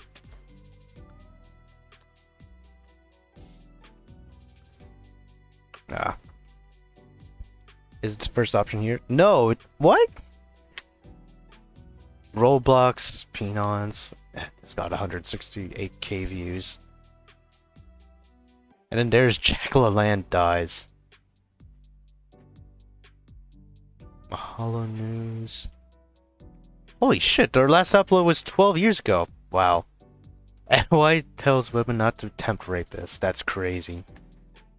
Also, Wall Street protests is another crazy event. Right. The event should have started half an hour ago. Where is Hank and Fowl? Whatever that's supposed to be. I always loved his reviews. He has a seriously good eye for taste and gives excellent commentary. In fact, that's partially why I thought Olivia might want to meet him just as much as I do. You're thinking of yourself, my guy. If we're lucky, we can get some great feedback on our work. If he shows up. So, Olivia? She shifts her gaze to me. Have you been doing alright? Wow, okay. She glances away and notices my frown, opting to rely with an actual answer. Yeah. At least she spoke up this time. Not really convincing, but okay. Even on the ride over, you were pretty quiet. Quieter than usual, I want to add on. She's mostly back to one-syllable sentences. It's like the beginning of the school year. I'm getting a bit concerned. How to broach the topic, though? Should I even? I think so. This date's meant for her, after all. Well, both of you, but okay. Just need to get past those walls of hers. Gently grasp the idle hand that rests on her chair's armrest. I finally get a response from Olivia as her eyes widen and a hue of red graces her cheeks. Olivia? I fingers curl softly around my hand. Yeah, sorry, Inco. I've been thinking about a lot of stuff. I start to feel more confident as she lets down the emotional wall between us. What's on your mind, Livy? She scowls at the nickname. Don't use that, Inco. Nah, sorry. But what's been troubling you? Her hand clenches. I can feel the tension radiating from her. Biting back at my wince of pain, I simply smiled for her. When's the last time you painted? It's been a while. Just haven't felt like it. Even if I did, I wouldn't be able to actually paint anything.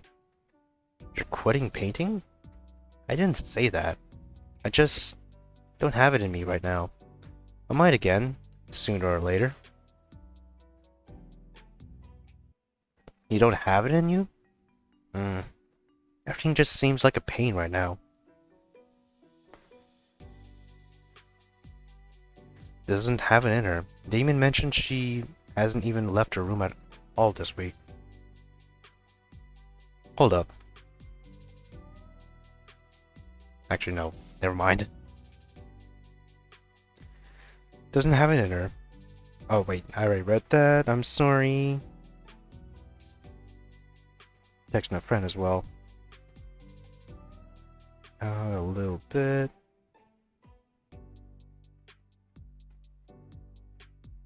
Alright. Everything? Yeah. Is that why you didn't bother with? My eyes wandered to her wheelchair. The one I had put together for her. Her only means of leaving. And it was left unopened until I arrived. Doesn't really make a difference. This is the first time you've been able to leave the house after a whole week. Isn't that good? She shrugs. It's nice to get some fresh air, I guess. No desire to do anything. I think to ask if that meant this date with me too. I just bite my tongue. The rest of the leftovers are too cold by now. Isn't something supposed to be happening? Yeah, it should be. Where the heck is Hank and File? It'll be worth it, you'll see. Promise. I reach my hand over to her, and the hand she has resting on her arm. Wow. Olivia looks down at my fingers and then me. With a sigh, her arms uncross and our fingers intermingle and lock. These are just motions. Hell, it looks like motions she does not want to do. Or, not really doesn't want to, just... She feels obliged to utter rather than doing it out of actual love. Fine. Her eyes turn back towards the stage. There's a stage? There was a fucking stage, okay. After a couple of seconds, she leans in close to whisper. What are they staring at? I've been trying to ignore it. Once we sat down, we've been getting strange looks from the other people waiting. With a raised eyebrow, Olivia glances around us at all the other people stuck waiting for the main event to arrive. We're the youngest two here by far. Everyone else here is around a decade older. Some of the aisles are brimming with anger, though a lot more seem more mournful. I guess it's just the audience he has. And that says a lot about you, I guess. Or just a fair amount. Don't worry about them. Uh-huh. Olivia rubs her arms a bit nervously. What's so special about this guy everyone here wants to see so bad? He gives really insightful reviews. For what? Here, I'll yank up his channel for you. I find his page on my phone and show it to Olivia. She scrolls through the first pages of videos. The Land is Witch School Season 6 finale is an emotionally traumatizing masterpiece of storytelling. That is a run-on sentence if I've ever fucking seen one. All of these... does he review anything for adults? Hey, you watch anime all day. You can't judge. That's... okay, that is crazy, Inco. I guess. The conversation sort of dies out. These guys. As time goes on, I can't really ignore there's a certain must they seem to universally permeate. To our side, a few of them argued loudly about the pro-segregation undertones of the saber-toothed king through slurred bites of food. Could they at least argue quieter? Or at least have enough self-awareness to not wear Lana's Witch school bags in public? Well, whatever. Who cares about his fans? We're not here to see them. Maybe that's why the guy's so late. After all, if it were me, would I really be this keen on meeting these people? What am I talking about? He's the one who organized it. Of course that's not the case. Besides, he has a duty to his fans. So he's probably just caught up in traffic. I hope it's not something worse. Don't jinx it, Inco. Don't fucking jinx it. At least Olivia's back to looking bored and not nervous. At least. Man, this was a mistake, wasn't it? You're goddamn right it was. Shut-in chatter rips me from my train of thought. Heads around us turn their attention down the mall corridor. Could it be? I'll lean forward to get a view. Sure enough, that's him. Iconic suit and all. There he is! Yay! The crowd erupts into cheers and applause at the sudden arrival. It's him, alright. I let out a huge long sigh of relief. One that slowly but surely turns into a sigh of defeat as it becomes more visible. He swings side to side with every step. Jesus Christ, have you buckled your knees, my guy? My forehead makes a loud thunk on the table. One of the empty cartons of noodles topples on its side. He's drunk off his ass! Nearly an hour late, and he arriving completely inebriated. From my position, I can see Olivia's gaze also fixed in that direction with a single raised eyebrow. How is he supposed to even host an event like this, let alone get Olivia out of the slump? This whole idea was stupid. I'm such an idiot. Yeah, you fucking are. Whoa, he fell over! I'll go help him. I give up. Even from here I hear a meaty thwack of fists greeting someone's face. Oh my god. Let's just go. Wait, I want to see this. You know what? This will make it worth it, honestly.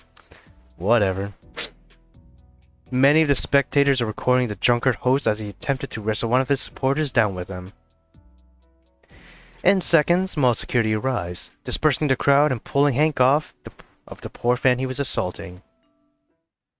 My face falls into my hands and all I can do is groan. Why me?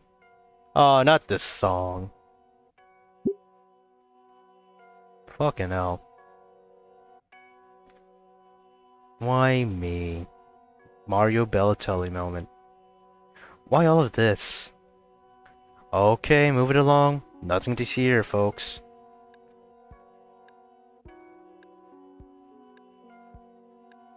A damn light as I see Hankenfile struggling against a handful of other security officers. Let me just pause real quick.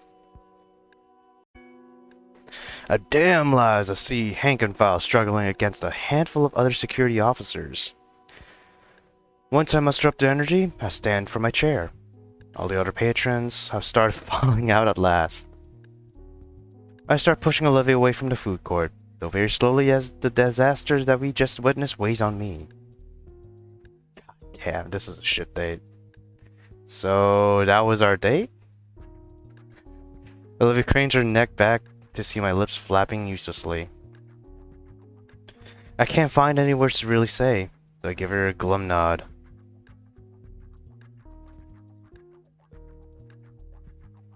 God damn, her eyes pinch into a glare and she looks back ahead. The foot traffic around us clears the way, giving us a wide berth. Hopefully you just go to the pier. Probably from the glare Olivia is sporting now. Each leaden step I take, I try to formulate something to say. I have a backup plan! I know that would happen. It was totally one of his skits. We're still at the mall. Each one I shoot down before it can come out of my mouth. Until... Olivia... Her head tilts back again. Her glare is now focused solely on me. Look, I'm sorry. I just... wanted to share something I like with you. Her eyes will roll at my words. I want to help you out of this. This mood you've been in. A snort blows through her nostrils and her head starts to move forward again. I'll make it up to you though. Her eyes lock onto me again. I mean, we're still here at the mall. What would you like to do? Her frown finally eases. Olivia's lips thinning to a line as she considers the offer. Maybe a shop where you like? Or maybe even that airsoft gallery we passed by. Just say the word. Her head returns forward, and I feel every ounce of hope be violently ground to dust. No, of course I'd fuck. Sure, whatever. My heart is in my throat from her words. Olivia looks back, and while she is glaring, her silver eyes aren't as heated as before. Olivia. Oh, I consider what Olivia would really like most. Seriously reckon my brain here. There's not going to be any art supply store here. Even if there were, she's not going to get excited over a new brush set, I think. As we pass by the food court again, I catch Olivia's gaze shift slightly to the side. I follow and... Of course it's a game store. Could I be so silly to not know? Well, if it's what she wants. Hey, about here. I'll let you pick out something you want. She nods once. Then after, we could head up the other place I saw on the way in. Looked like it sold Japanese import stuff. Another nod. On the spot, I start naming store after store, considering all the interest she had. I didn't remember where exactly all of them were, but I figured if we just kept moving, I could find something at one of the shops here that'll cheer her up. Alright, it's something. I push Olivia into the game store. When I near the shelves of new releases, she veers right off into the used game section. Of course. It's the cheaper option. Possibly. We spend maybe 15 minutes in each store as I pore over the shelves looking for something Olivia might like. Every time I think I have a good gift, I present it to Olivia, only for her to flat and uninterested gaze to shoot it down. Video games, anime merchandise, art supplies, jewelry. It doesn't matter. She never seems to care about anything I offer to buy her. After an hour of rolling the wheelchair-bound girl around the mall, I'm starting to run out of stores to visit. I don't want to reveal how much I'm scrambling here, but it's hard when she's not passionate about anything.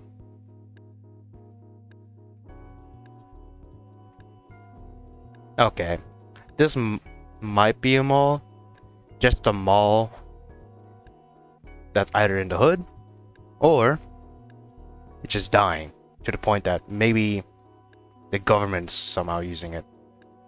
Because goddamn, that does not look appealing in general.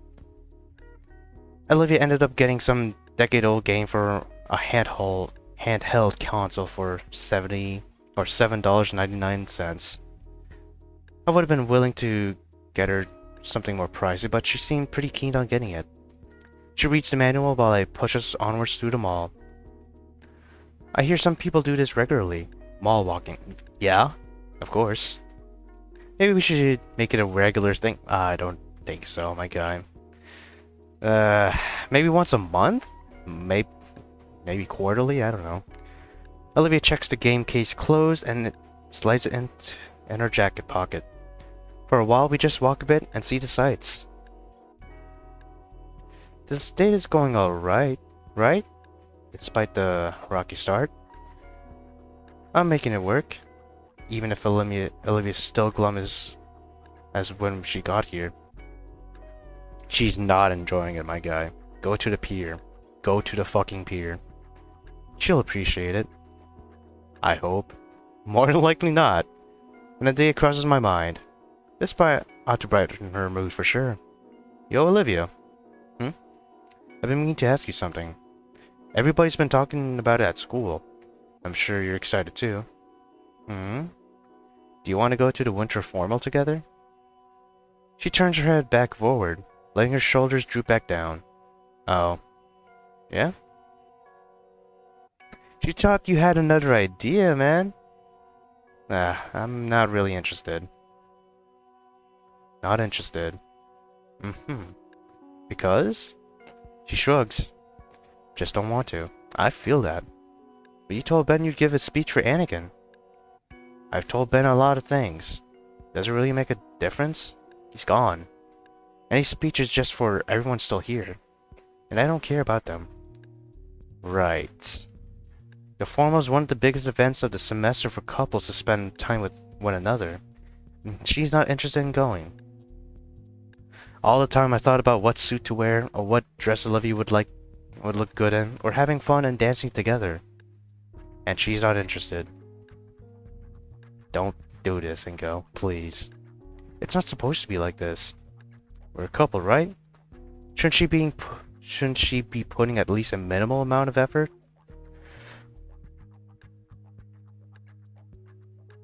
I've been trying all day just to get a smile out of her, to get her out of this mood. And I've been stonewalled because of this pity party rut she's gotten herself into. Going a little too hard still. And I can tell she's even starting to drag me down too. There's a pang in my chest. We're supposed to be happy. You're supposed to be the fucking pier, man. Well, I won't stand for it. I need to get myself out. And I need her to get out. Olivia. Huh? I spin her chair around, kneeling down to her level while I carefully consider my words. Few come to mind. I've never anticipated being in this situation, but I do remember some words that have stuck to me in a while.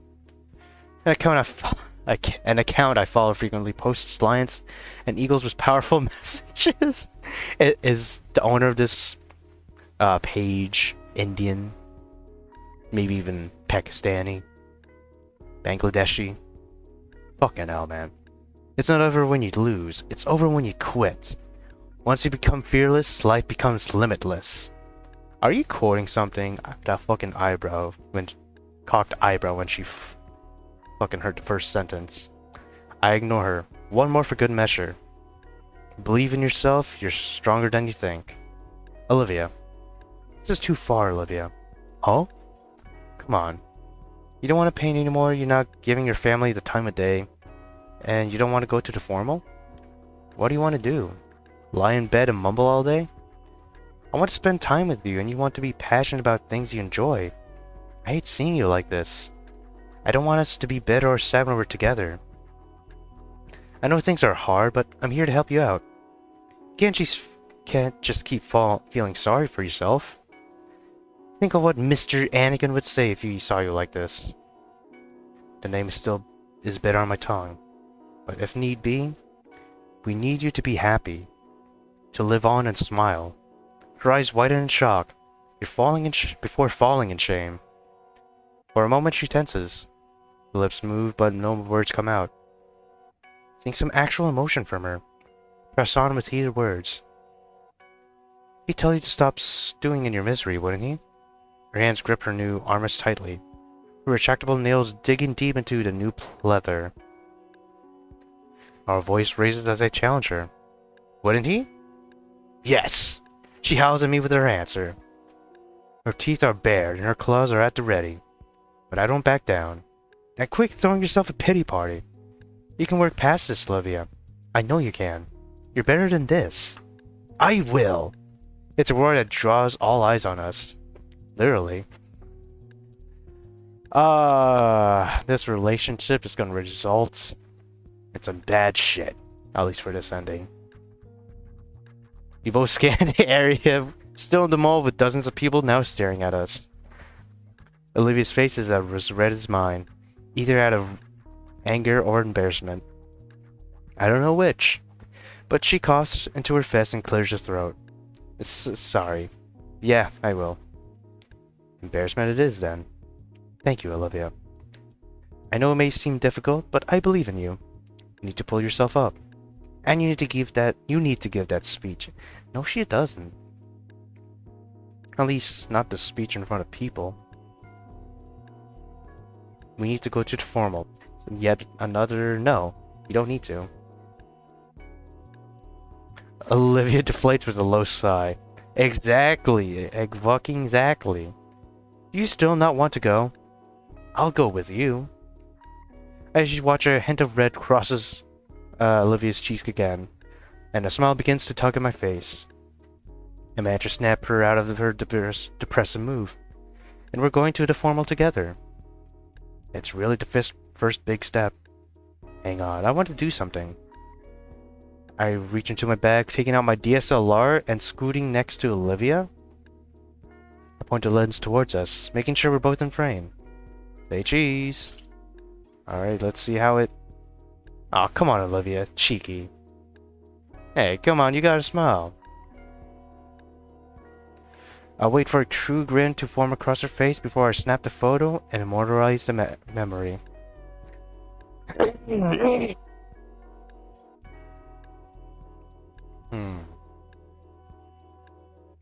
DSLR. I'm realizing that when it comes to ending 3, I know he forgot it in the bluffs, the date in the bluffs, but he does use it on the second date, right? Or at least on the night of the formal?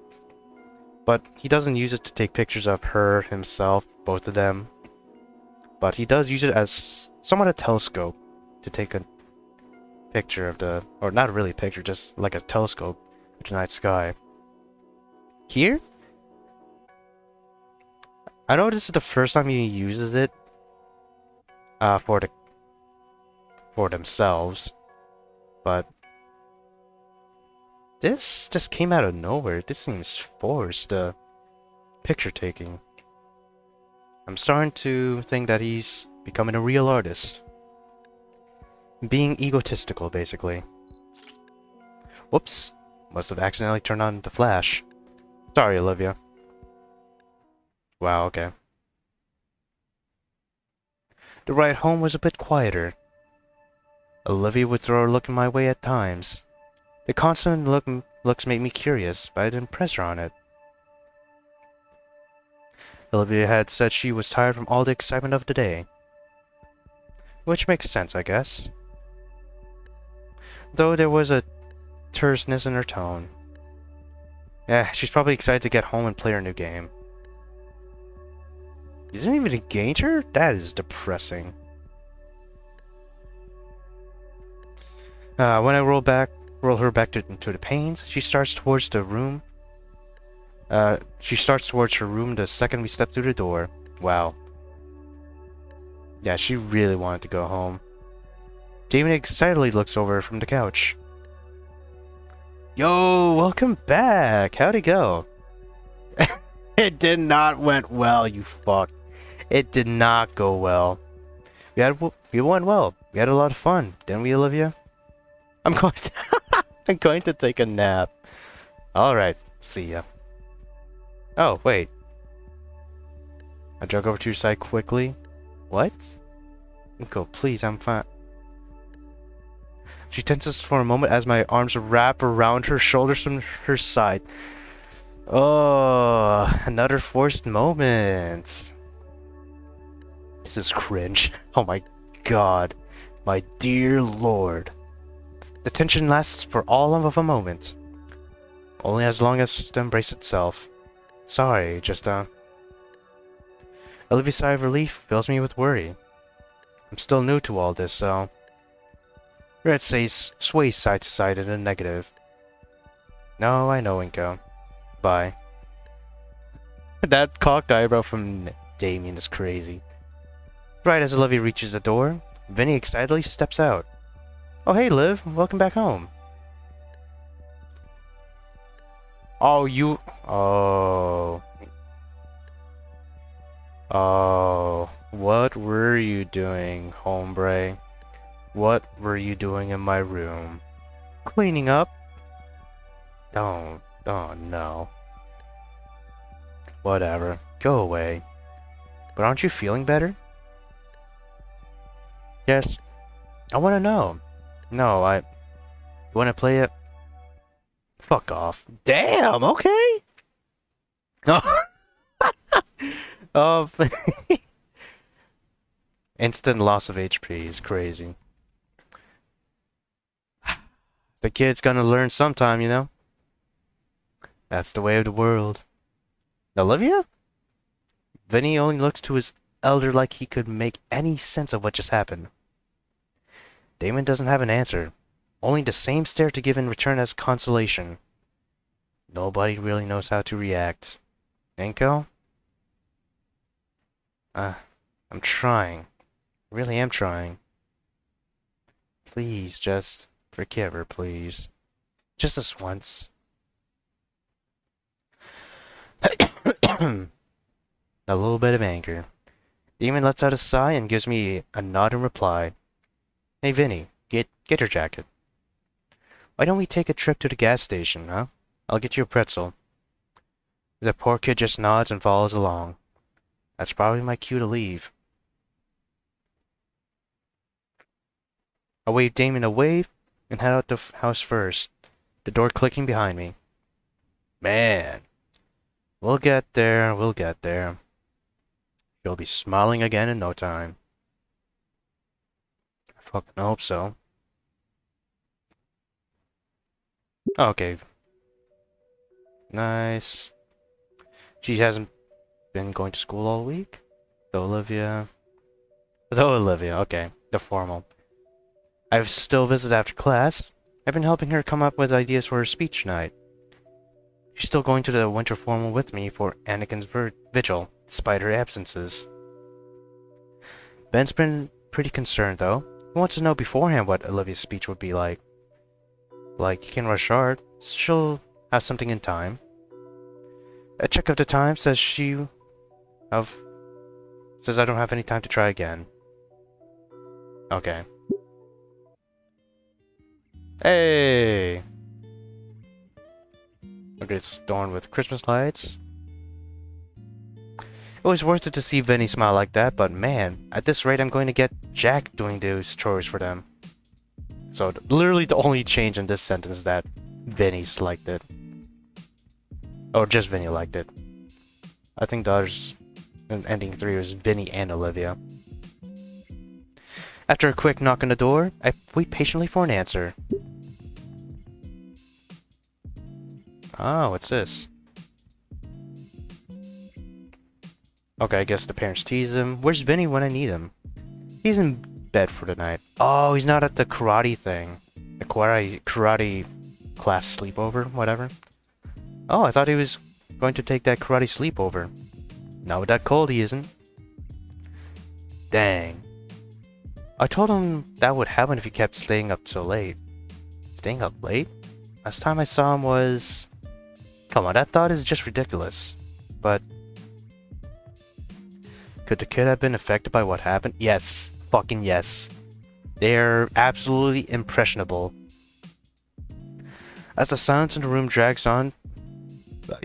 Wow, excuse me. I decide to speak up. So, is Olivia getting ready? I think so. I helped pick out a very nice dress for her. Just you wait. Oh. So, ending 3. I know I'm going back to ending 3, but bear with me. They had a dress made, but she just wasn't feeling it. So we, of course, we've done the second dates. And then eventually we get the kimono. Only to arrive very late. so whatever. But here, they already picked a dress. Alright. She's probably taking a while to get it on. You know how independent she is. Huh, yeah I do. Another cocked eyebrow, this time from Mrs. Payne.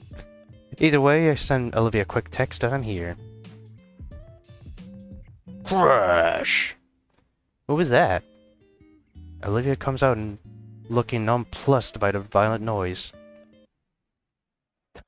Oh, she is a mess, dude. She is a goddamn mess. I'm gonna just overwrite this. Oh my lord. The bangers. The chest bangers popping out though.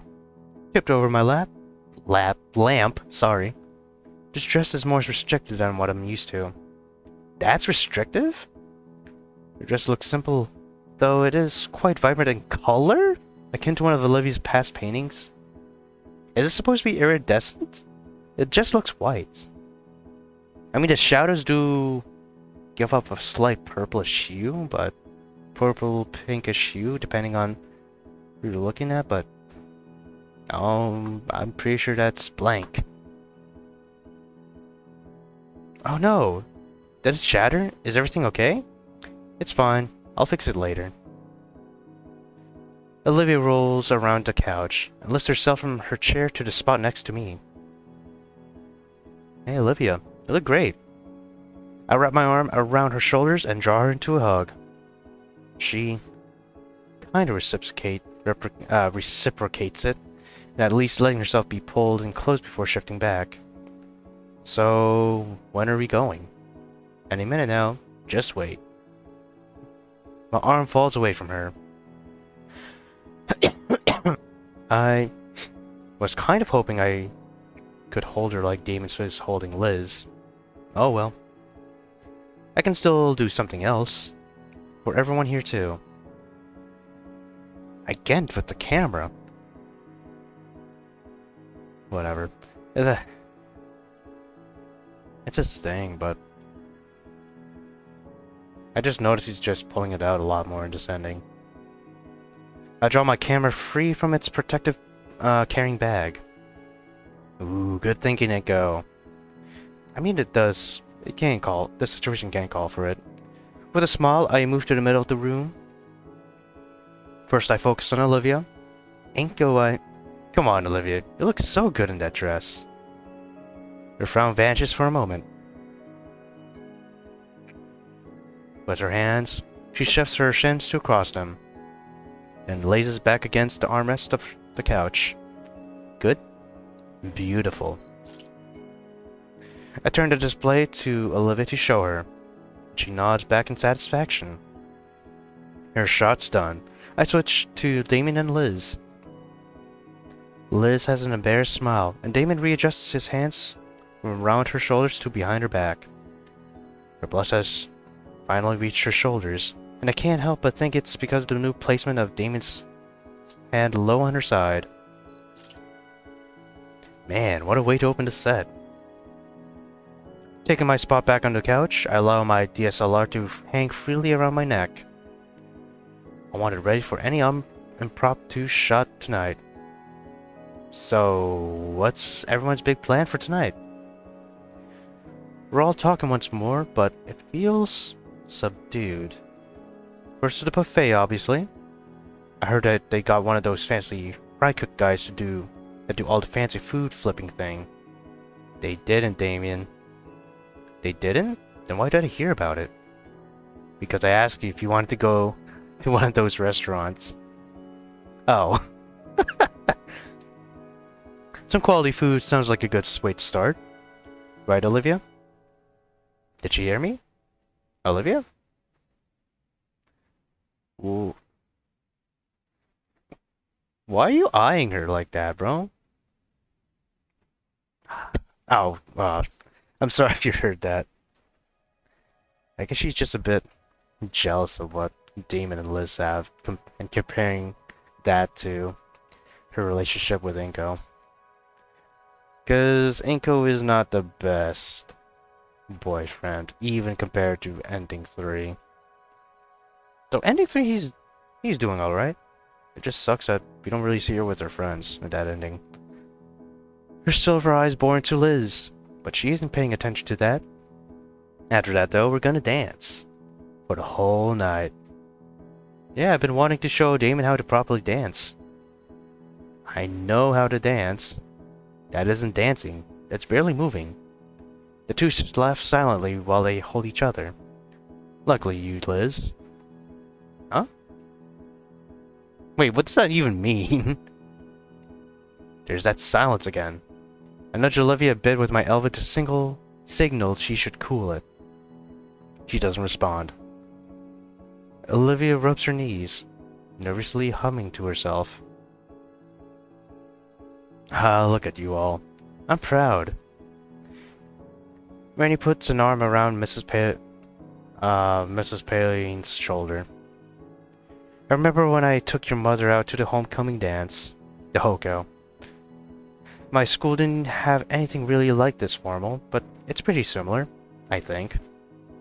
Oh yes it is. Oh yes. It's similar to the homecoming event, but we ran out a convention center and get used to the remaining funds we have from the semester. How fancy. Yeah, I've never heard of something like that before either. It's called watching money burn. Damn, Olivia. Hey, things are needlessly tense, aren't they? God damn it, Olivia. Relax, little mom. It'll be a fun night. For you. Jesus Christ, Olivia. None... Yeah, in general, none of these fucking characters learned. It doesn't help that I literally didn't get any points for them, so... whatever. Liz clears her throat. Well, I plan on having a fun night tonight, Damien. Christ, you're laying it on thick. Excuse me? The fake happy attitude trying to get his attention is annoying. Stop it. I just want to have a good night with Damien. If it matters so much, why don't you two get a room already? In fact, get two, so you can suck him off from... Oh my god. You can suck him off from the one you're over if you're so fucking thirsty. Olivia! Ooh, ooh. Dear God. Oh my god, holy shit. What is wrong with you? I stared at Olivia, unable to form any sentences. The sudden outburst caught me off guard. Let's pass the top of Damien's hand. I take a breath. Damien, it's okay. No, it's not okay. It's not. He throws his head back and covers his eyes with his palms. I give up. I give up. You win. I'm fucking sick of it. For years I put up with this. And this is my reward. You... Let me finish. I'm done. You're free to ruin your own life. But I'm not going to stand by any longer while you bring the rest of us down. Let us be happy. Holy shit, even look at the glare of the pains as well. The parents. Shit's... Oof. I don't think you're going to stay in this house anymore, Olivia. Or if they're nice enough, you're going to be out of the house for like maybe 2 days. Grounded would be too soft, especially for what the hell has been happening. Well, probably, I don't know. Let us be happy. And throw your damn pity party somewhere else. He huffs roughly from his venting. The two are glaring daggers at one another now, as Demon towers over her. Liz tugs at his sleeve, trying to draw him away from Olivia. I do the same with Olivia's arm. Wani has stepped forward too, following after Sophia. When Damien notices, he takes a step back. Alright, everyone needs to take a deep breath right now. Olivia, you don't talk to your friends or our guests that way. Damien, that goes for you too. If either of you continue, I can send everyone home right this instant. Are we clear? Once he assures everyone understands the situation, he backs up as well. Damien takes a breath, carefully considering his words. Look, I have a date night to enjoy. My own girlfriend. It's senior year. Clearly, things are going to change. Clearly, you're not going to change. Randy's pinching his nose in frustration. Olivia looks ready to jump out of her seat next to me. Her claws are ready, and Damien's frills is on full display. I feel like if I jumped in, I'd actually get hurt.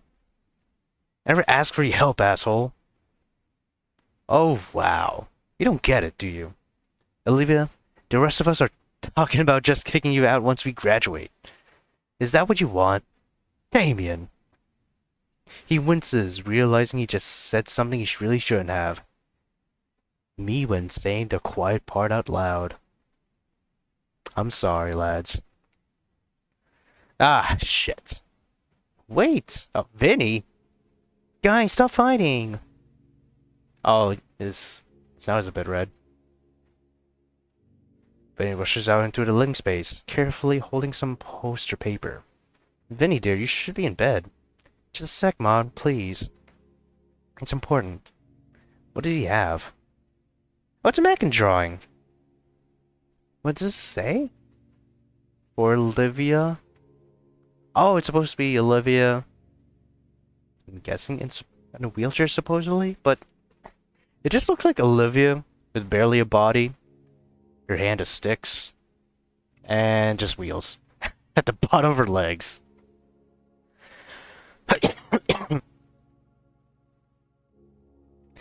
Vinny trudges up to Olivia, desperation in his eyes. Olivia? I'm really, really sorry. I don't know why you got mad at me, but I want to make it up. Look. Oh, he's desperate. Look at those eyes. He flips the poster page he was holding around. I made it myself. Because you're so good at art, I practiced every night until I got this. So that's why you got a cold. Do you like it? Olivia stares at the macaroni display. I can't tell if she wants to smile or frown. You can have it. Here. So, is it okay? Did I do it right? I can get that, constructive criticism. I just barely hear Olivia mumble under her breath. God damn it, Olivia. This is painful. That's not art. Thank God I'm the only one that heard that. I gently shake Olivia's shoulder to get her attention. She stares at me long and hard. We're going to have to talk once we get out of here. Ultimately, I stare her down. She sighs and speaks. Yes, it's okay. They are? I don't know why you were so mad at me, but I won't do it again. I love you, big sis. Vinny extends his arms for a hug. When she shrinks back from... You're cold. You might do something bad. Also, you're sick. And I do remember that acid punch that Inco had. No. Are you still mad at me? It's hard to be called big sis when she was just told that I were thinking about kicking her out a few moments ago. I just realized that. God damn. Things are calmer now, but that can't be unsaid. Damien avoids my glare.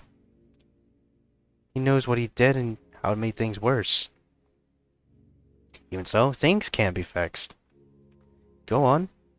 Around the room, everyone else's eyes are on Olivia, and whether she accepts or not. Fine. Olivia leans forward and lightly hugs Vinny. Vinny's expression changes between a few before settling on happy. Simultaneously thrilled, exhausted, and at peace. At peace with a hug. When she stops hugging, she keeps her hands on his shoulders. Hey, I love you too. Oh, no. Oh. The fucking parents' mouth. David and Liz look like they don't even care about the situation at hand. Inco's Inco. He's fucking retarded. At least in this situation. this ending. Achoo!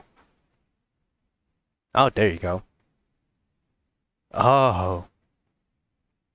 Oh, oh Lord, you're dressed, Olivia. So, so Sophia jumps up to get some towels from the kitchen. Olivia goes right to Olivia. Are you alright? Is any on you? Is everything alright? You said this bit isn't potent until... Not now, Inco. Thank God you're alright. Sophia arrives with some towels. She starts rubbing Olivia with them before she takes them and starts wiping herself. But it's too late. The vibrant, gaddish, acidic mucus has left its mark. Vinny's frozen in fear, covering his mouth. A line of acid hangs from his nose.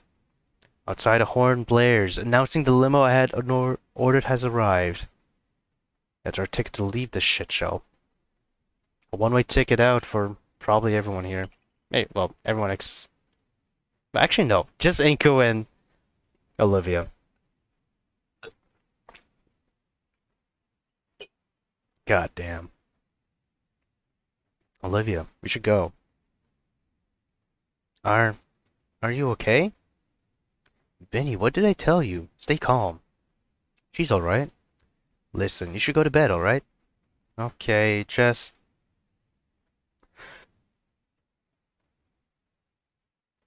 He picks up the macaroni poster again, hiding behind it and slowly inching towards Olivia. He inches closer, step by step, slowly reaching out and give it to Olivia. When she notices, she stops scrubbing to violently jab her head in his direction. Oh! Are you serious? Just go to fuck already. Oh, no. Oh, even the face, dude. Just go to fuck already. Yeah, just go to fuck away already. Oh my god, you're disgusting. I'm sorry. I'm sorry. I was just so excited and worked so hard on it. I'm sorry he got damn. Sorry that he got sick. This shit's sticking around, man. This shit's gonna stick around for this guy. I'm sorry he got sick. Please take it, please.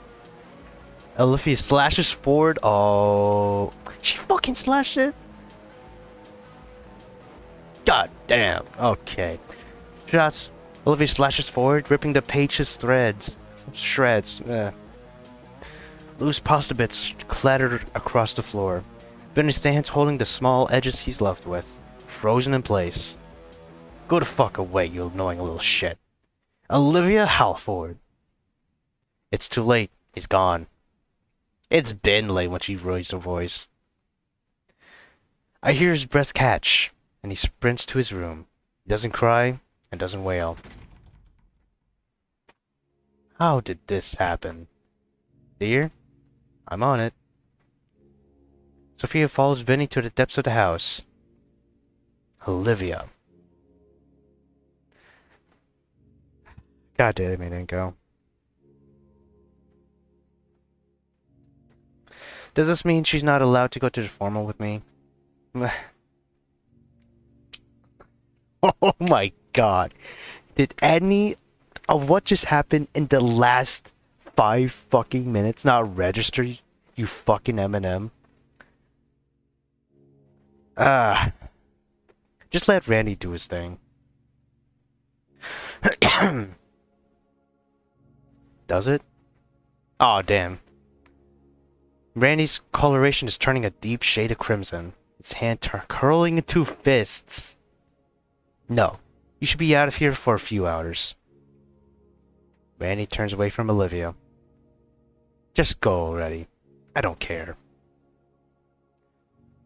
Olivia moves herself to her wheelchair and right out the front door without looking back for even a second. The door is left ajar behind her without a care for the rest of us still inside. Our ride is here. Are you guys ready to... You know what? I think Liz and I can just have our date night elsewhere. Is that alright with you, Liz? Yeah. Sorry, just... tense. Tense, bleh. Damien nods. You two should go. Now. Are you sure? Yes, he's sure. Have a fun fucking night. Alright. Bye, Randy. He's on the floor now, picking up the torn remains of poster and pasta. I'll have her back before midnight. Please do. Scratch the back of my head, wondering if there's anything else I can do in this situation. Oh my god, Inco, please, just leave. Please, please. Please, just leave. How... my dear lord. For what it's worth, Olivia has been having a really bad couple of months, and it's stressing her out. Oh, you know, I'm not gonna fucking read that shit. So sorry for the... You're letting all the cold in. No, sorry. As the door closes, I hear Randy mutter to himself. Damn it, Olivia. Damn kid. I don't know if that damn kid's directed towards me or Vinny, but... God damn. It's cold out. A biting wind blows through the neighborhood. Ahead of me by the curb, the limo waits with an open door inviting me in. The driver's by the trunk of the limousine, probably putting Olivia's chair away. We were all going to enjoy a luxurious ride to the formal together. Well, more room for us. Besides, not all is lost. Olivia and I will have a great night together. Despite the rocky start, I know it. I climb into the heated limo, taking the time to fully appreciate the high-end quality interior. Ooh! Oh my... Wow! Oh, dude. I'd like to be in a limo. I just worry the protection would be if we crash. I mean, I haven't been in a limo, but I have been in an RV. It's a pain to fucking drive because you're revving the fuck out of it and you're only going 60 max probably. If it's like those van RVs. And I seen RV crashes. They're built mainly for just as a living space, not much as for safety. And of course to go. Getting a good engine to take said mobile house on the go. The crashes can be devastating, let's just say. It will crumple like a box. Limos, I'm not sure. But if this flies out, everyone's gonna get shrapnel. From metal and from glass. Anyways, back to the matter at hand. It looks just like the pictures. Very nice. Plush velvet seats, and a mini fridge filled with high-quality sodas. A ride to the formal some would kill for. Olivia sits close to the front. I sit beside her, and the door behind me shuts. Look at her in a dress. I lean forward, opening the mini fridge and revealing the treasure trove held within. Olivia doesn't seem that impressed. She's back to just staring ahead, like the last 10 minutes didn't happen. Hey, you alright? No. What would I be? She doesn't elaborate further. She moves one of her hands, revealing one of the dried acid stains on her dress. It's not pretty. I pick out one of the cream sodas and crack the cap off. Looking at the fizzy liquid within the bottle, I consider what to really do. While the start of tonight had been bumpy, we could still finish on the high note. Bring the bottle up to my lips. I'm sure some sugar would help get the brain running better. As we round the corner, she takes it from me. Olivia must have thought similarly as she chugs a creamy drink down in a single long gulp. She lets the bottle drop to the floor and then takes to look me in the eye. I want to go home. This should have been just like ending 3, but probably going wrong and oh wait, a little bit wrong. Maybe just be the first day in the mall. Then second date, everything going to pot. Maybe something tragic happening there. I don't know. Before the formal. I just want this over with, you know? I hate it. I want to go home, but her voice peters out, and she stifles a sob. Once more, the stain is on display. A thought comes to mind. Withdrawing my phone, I do a quick check of my saved-up allowance. I'm sure it's enough, so don't worry about it, Olivia. Her head tilts in confusion, but I smile. Consider it an early Christmas present, okay? What? A borrowed line from Ending 3. Tonight has to be special. Not just for me, but for Olivia as well. So some extra money thrown around is nothing if it'll help her. She'll probably want to turn it down, but the alternative is going with that stain on her. With as much care as possible, I move towards the front of the limousine until I can kneel just behind the driver's window. I give the glass a gentle tap, and the chauffeur opens the window. Yes? We'll be arriving at the convention center in 24 minutes. Actually, I'd like to request a short detour. In the rearview mirror, I see him quirk his eyebrow. You'll be charged extra for grass and time, sir. I'm sure I have enough. That's fine, so can you take us to Pentacilia's? It shouldn't be too out of the way. Very well. The window closes, and I slowly move back to Olivia. My foot catches on her discarded bottle, and I stumble over her, my hands bracing around her head. Honestly, it could have been a smoother move like Damien's, so I ran with it. Inco, what did you do? Just a little change in plans. You don't mind, right? No, I just want to get through the night. Oh my god. The rest of the ride was spent in relative silence. We go through a few more sodas, and watch as the passing trees outside give way to the highways and buildings of the city. All lit up in time for Christmas. And the skyline is dazzling. Our ride slows down as we move from the highway to the streets. Hello? There you go. The first stop of the night's just ahead. I turn to Olivia. See her eyes shut and her breathing even. Hey. Placing a hand on her shoulder, I give Olivia a gentle shake. Hey, wake up. We're here. Oh. Where is here? One of my favorite department stores. It's where I get all my jeans.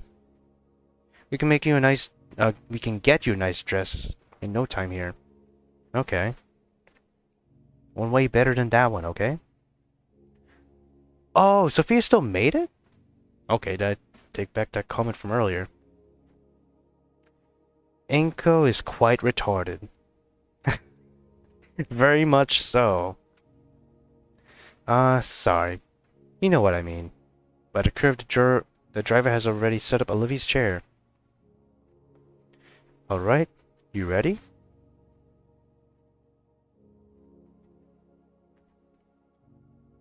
Olivia doesn't respond, but she takes my hand when offered.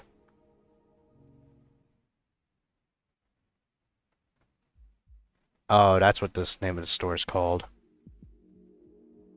Whatever.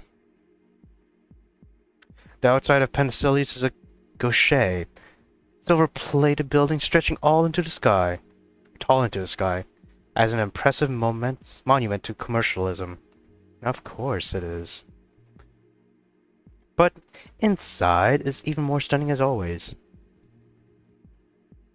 Just like in the last buildings I've been to, it's a white and orange apartment with sharply dressed managers keeping a watchful eye on the customers.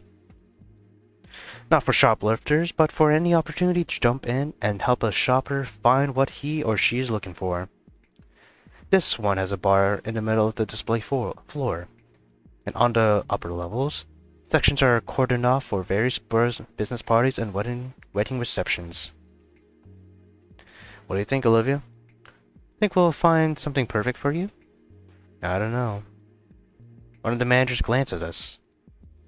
Even just a split second he catches a glimpse of the acid stain, completely understanding our predicament and leading a polite hand to where we need to be. The women's section is so large it stretches from the back of the store all the way to the front of the first floor. Fair enough. The other half being makeup, perfumes, and bags. The men's fashion is on the second floor and in the basement level, where they also sell furniture sets. This is just Macy's. This is just fucking Macy's, okay? That's what this is. You see anything you like? I don't know. Wait, does Macy's sell, does Macy's sell appliances? I think they do. Or we can just say it's a Sears. A somehow good-looking Sears. Her gaze roves over the numerous racks of dresses. Think of it like an extension of your art, Olivia. Only you're the canvas. Olivia rubs the last sleep out of her eyes, breathing in deep. Alright. Never gotten a fancy dress from a store before. Olivia carefully rolls herself through the aisles. Oh hey, it's an actual different picture. Oh, I kind of like the fact that the mannequins are edited in a way that they look like they're for dinos and shit. Hell, the one in the back with the white dress with whatever red shit that is looks like she has rings. I like that. Occasionally, she'd get up on her knees to better inspect a particular dress. I followed close behind, giving bits of advice. After all, I know fashion far better than her. Eventually, Olivia stops. She picks one of the dresses from a rack, staring long and hard at it. A lavender ball gown, from what I can tell. Simple. Conservative. This one's kinda pretty. Plain. Damn, okay. She looks up at me expectantly, holding the dress over herself. Really? You're actually oh my god.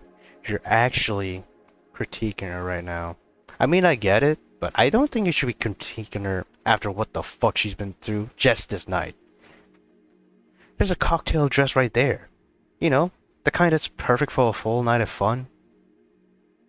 Doesn't she see it? Isn't she an artist? Jeez, I didn't know all that time alone had made your skills get this rusty. I know you want to have a good night tonight like I do. Don't worry, Olivia.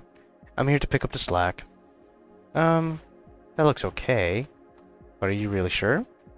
I think so. She takes a closer look. Ugh. And that would be her seeing the price tag. How much is it?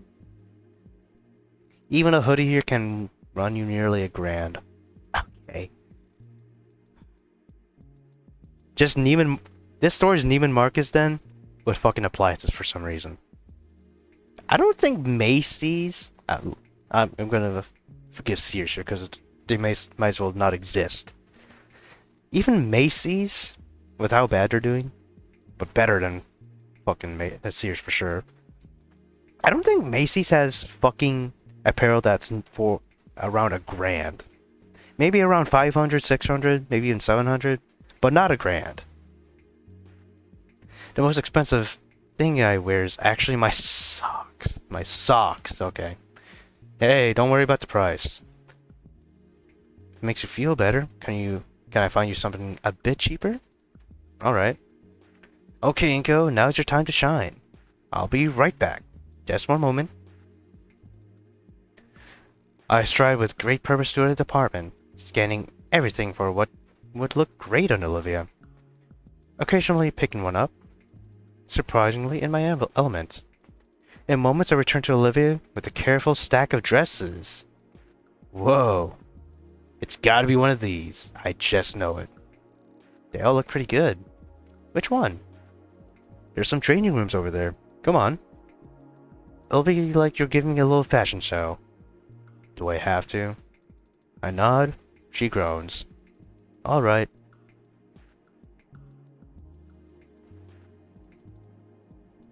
Wheeling her there, the sales associate pointed us to the largest of the rooms at the end of the hall. Nice. Now all that's left is to decide on which dress. She tries each dress on and rolls out for me to see. They all look pretty darn good. I snap a picture of more than a few, making sure to get that cute smile of hers in each one. But none of them are really stopping me in my tracks. Inco, this is the last one. Or the last one is... Olivia's shaking tone must be a good sign. I set the best one as the last of the pile, Olivia. He still hasn't come out, though. I don't, Could you come and check then? I shrug and pull the curtain aside. Oh, yes. You just want to see her body, man. Man, the fucking mules, dude. What did you call this style of dress? I know it does look good, though a little more revealing than the first dress. Hell, it reveals more of her fucking leg. Does it even have a strap on her? I don't know. Oh, yes. Satin finish. Perfect fit. It really brings out all of Olivia's best features. I guess. Olivia, you look amazing. I think that's the one. You sure? This is a bit revealing. Have confidence, Olivia. Her head turns away, but that small, precious, and genuine smile of hers finally returns after being missing for so long. I was worried I'd never see it again. But just as it appears, the smile falls away as something gets caught in her gaze. This is more expensive than the one I wanted. Oh. Hey, don't worry for the price. I'm paying for it. Oh, it does have straps. Why was it not there? Honest continuity. Olivia doesn't respond. She just starts rolling out to the checkout. Miss.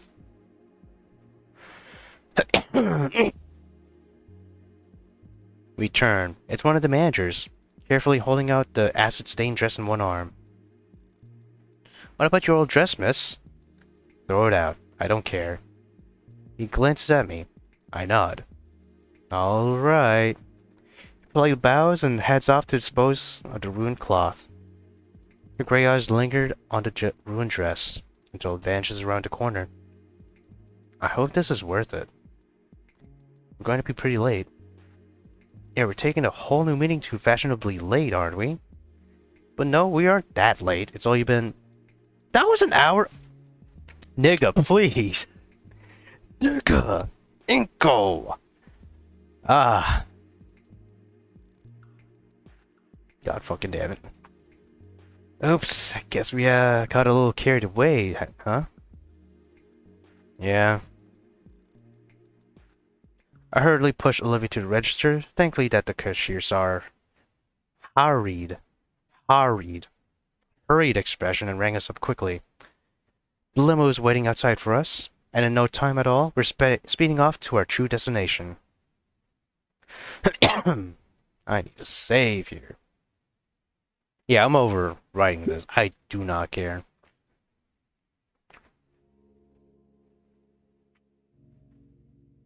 Well, she does look nice in the dress.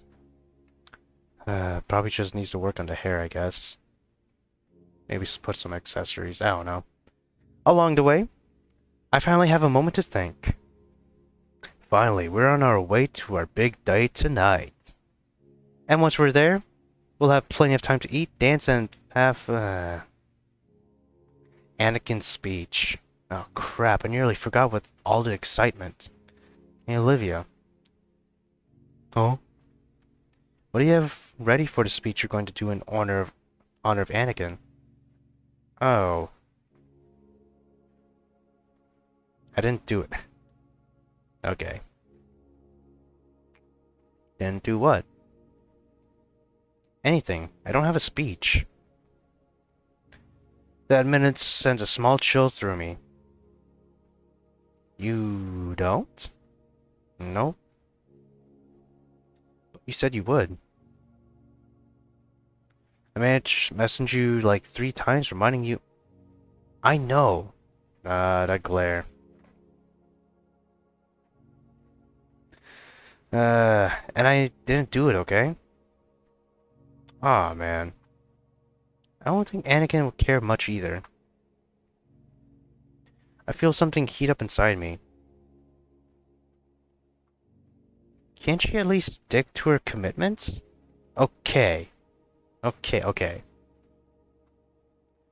Anakin was our teacher. But he was really important to you. Or really was important to you. Bit of an understatement. You can definitely do this from the heart. Yeah. Just do this, Olivia. Don't push her, man. She clearly doesn't... Okay, let's forget that she doesn't want to be here. She doesn't want to do the speech in general. For Anakin and for me. Not even for herself, just Anakin and him. Wow. Pathetic. Whatever. Thank you. I know it'll be great. People will love you for this. For the rest of the ride, I leave Olivia to think about her speech. You know what? Ben can probably help here as well, knowing him. Alright, you got a plan. This is going to be great. The shining moment finally comes as our limousine pulls into the open carport in front of the venue. We wait in deafening silence for another minute or so before the passenger door opens wide. Taking initiative, I step out into the open as the driver sets up the wheelchair with a flourish. The original plan was to have the ride be a set piece, and we'd wow the crowds waiting to get in with our grand arrival. Given how late we are, though, everyone's already inside. I ease Olivia into her chair gently. Have a good evening, sir. Madam. Before the driver turns away, I shake his hand, palming him the necessary tip. The sound of the car door shuts behind me, and I push Olivia onward towards the convention center. Before I take Olivia's chair, I notice her pulling at her dress's skirt. What's wrong? Her face is red, and she's shaking. It's, drafty is all. Drafty? Her fists are by the leg slit, and now I see that she's holding the hand together. Oh! Don't worry, once we're inside it'll just be fine. I don't think it's just drafty, my guy. Put a jacket around her. I start to push Olivia to the sign-in table, waving to the person manning it. It's Ben, who finally sees us approaching. Looks like you two made it just before close. Whoa! Olivia, your dress! Looks good, right? Ben looks between Olivia and I, before nodding and smiling a shaky smile. Yeah, it's fantastic, Olivia. You'll look great when you speak tonight. Oh, about that. I was planning to bring this up. Olivia actually didn't, prepare as well as she could have. You know? From where I'm standing, I can't really see Olivia's expression, but Ben looks worried as he looks at her. Not to worry. Here. He pulls a sheet of paper from his clipboard and hands it to Olivia. Her fingers quake as she holds it. From here I can see it. Half the page is rough notes, and the other half is a completely pre-written statement.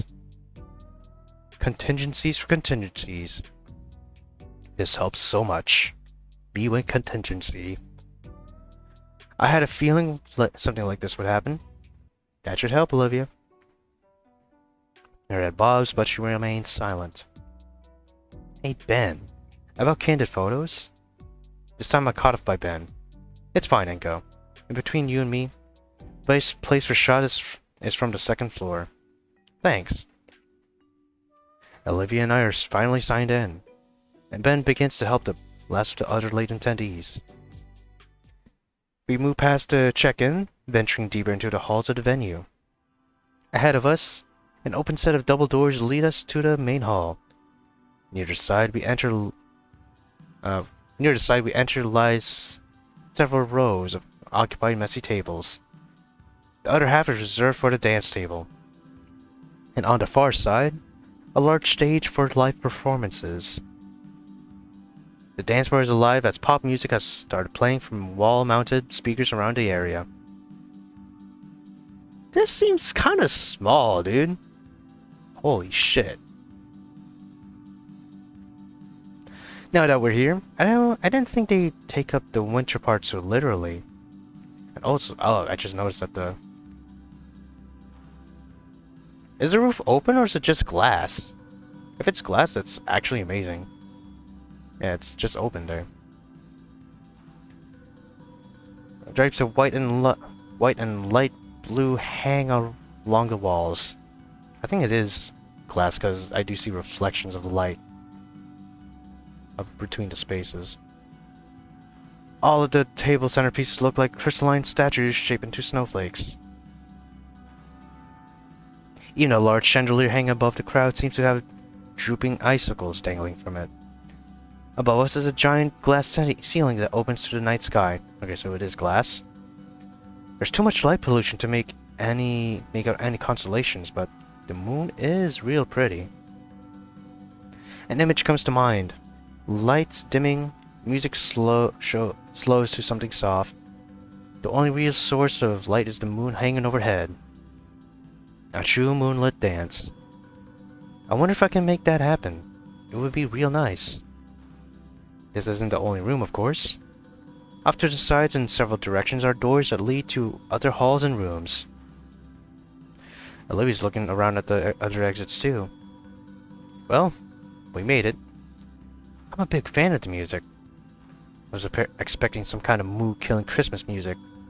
What about you, Olivia? Huh? Yeah. Maybe we should hit the dance floor. Oh, or wait. I want to get a few photos before anything. This'll be a night to remember for sure. Inco! Huh? The memorial? Oh, you want to go there first? Olivia nods her head gently and starts to push herself to one of the side doors. I let go of the camera hanging around my neck, walking with Olivia while we start to search for the memorial.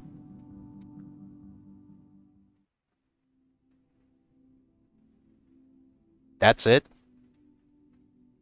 That's the fucking memorial room?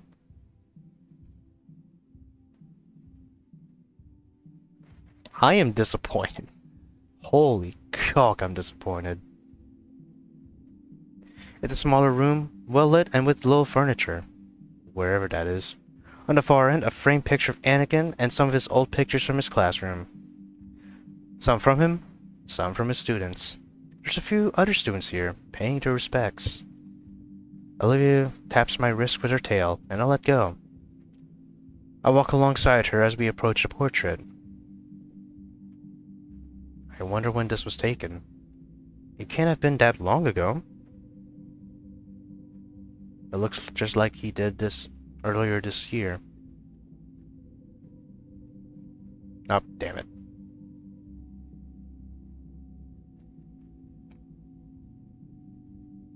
We've been standing here for the last 10 minutes. It's good to mourn a teacher as great as Anakin, but Olivia's just blankly staring at the memorial with a broken expression.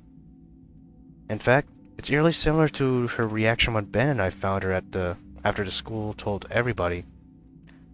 How long has it been since then? I noticed Olivia's hand resting idly atop the wheelchair armrest. I placed my hand over hers. Are you feeling okay? She shakes her head in response. Can't stand around here all night, Olivia. Don't you want to eat? She lowers her head. Just a bit longer. I watched Olivia purse her lips fiercely, fighting the urge to cry. After another minute, though, she seems to gradually return to more normal. Okay, let's go. I grip her wheelchair and walk the both of us away from the memorial room. Oh, damn! This looks so much different. This has to be a fucking food court, dude. After leaving the room, we wander around in search of the buffet. Several students with plastic plates roam around and point us in conflicting directions towards the supposed eatery. When we somehow end up back at the memorial room, Olivia resorts to going by sense of smell. Sniffling her way down the long halls and past any distraction, we finally arrive at our well-lit destination. The sight is enough to make Olivia's jaw drop a bit. Huge buffet, tables and meat, veggies and sides, everything the senior class could ever want out of a meal. And since we're in a rush, there's basically no lines. Of course, Olivia rushes right for the carnivore line. I may as well join her. As she peers at the piles of cooked meat, I consider reminding her not to drool all over it. Hey, don't drool on it. Thank you, Inco. Very cool. Well, don't like food as yours. That's how you sound. Very funny. I look back to catch the time and see something. It's Damien. He stands in the doorway leering in. So much for going somewhere else for the night. I can't tell his expression from here, but when he sees me looking his way, he stares right back at me. We've been maintaining eye contact for several seconds. And just as quick as he arrived, he's gone. I think the bridge between us and Damien is fucking gone, dude. Whatever. I have a dinner to enjoy. With my girlfriend, yes. I end up getting a well-garnished baked whitefish, while Olivia, against my recommendations, stacks up her plate with barbecue and sweets. Back in the main hall, we sit and eat next to each other at one of the tables near the back. Olivia's really going to town on that stack of ribs. How long has it been since she's really eaten something? I wait patiently while she continues her shameless display, only occasionally handing her a few fresh napkins. Damn. I use the time to look around the main hall, and it doesn't take me long to notice a photography set up on the far side of the room. Looks like some staff members taking pictures of couples and bachelors alike. Hey Olivia, we should get our picture taken after you're done. She doesn't reply, instead focusing entirely on her meal. Now that I think of it though, I have my own camera. We could just take our own pictures together. I'm sure I know more about good shots than whatever 20-something college dropout is running the show over there. Full artist, like I'm saying.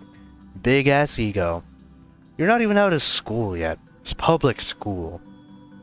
Screw it, let's give it a try right now. I pick up the DSLR from around my neck, fiddling with the f-stop to adjust the unorthodox lighting. I raise the camera to Olivia as she finishes knobbing on a rib. I snap the photo before she even realizes what's happening, and I look down at the display to witness my handiwork. The subject isn't perfect, but I think it's fun. Seriously? Can't it wait? What? I'm just messing around. Can you let me do anything in peace? Relax, nobody's gonna see it. She grumbles adorably as she chucks the plate into a nearby trash can. I look down at my plate. I'm pretty full, but it's only about half empty. She sits in silence for a few moments, having also seen my plate. Hey, are you gonna finish?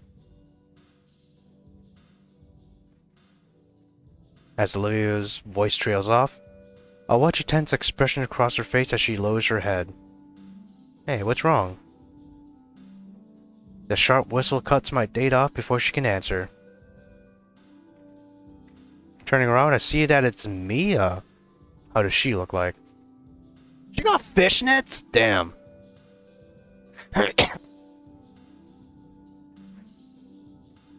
I can even actually see her fucking eyebrows too. She got a choker too. Turning around, I see it's Mia. In a dress. It's surreal to see her dressed up, but it is a pretty big event. I wave to her as she stretched casually up to us.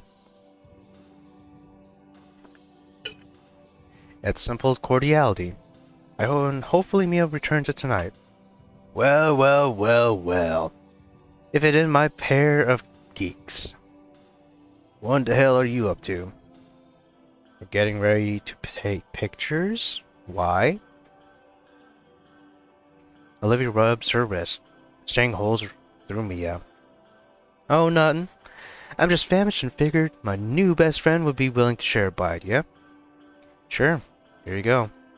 Oh, how no. Bro, seriously? How are you holding up on this lovely winter night? Olivia's head jerks my way and leans close. What is she doing here? No, don't worry. We're cool. You're her friend? Since when? Did I tell you? We worked everything out. I didn't think you were serious. What's wrong with you? It's called being diplomatic, Olivia. I'm just making friends. She stares at me in bewilderment, still gently rubbing her wrists. I place a hand over it, massaging it well. Don't worry. She's not actually that bad when you get to know her. That's... Oof. No. She's still pretty bad. She looks at me afraid. I offer her my best reassuring smile. You two can be great friends. You're turning to Ben. At this point, you're turning to Ben. Somewhat. Yeah, you two can be friends. Great friends. I'd love to help you bury the hatchet here. Mia's eyes linger on Olivia as she continues to avoid her gaze. Eventually, she smirks and gives up, forking some fish into her mouth. Said pictures, right, Inco? Well, you do got Olivia all gussied up for tonight. No way she'd wear something like that on her own. I did. I picked out the best dress I could find. Looks great, yeah? Yeah, really shows her off. You got a good eye for style. Hey, thanks, you don't look that bad either. Ah, you're just being nice. How about you, Olivia?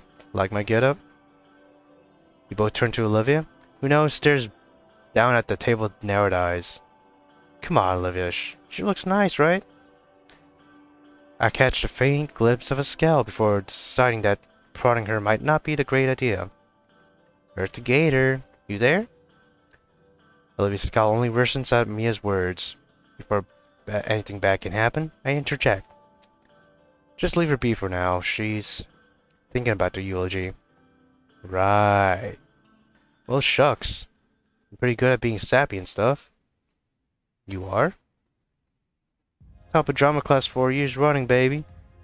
Maybe I should give a speech for that old poor teacher. Oof. I'm joking. I move to sit next to Olivia, resting a hand on her arm. She instinctively jerks away in response, but not enough to shake my gentle grip. It's alright. The speech will be fine, so long as you speak from the heart, right?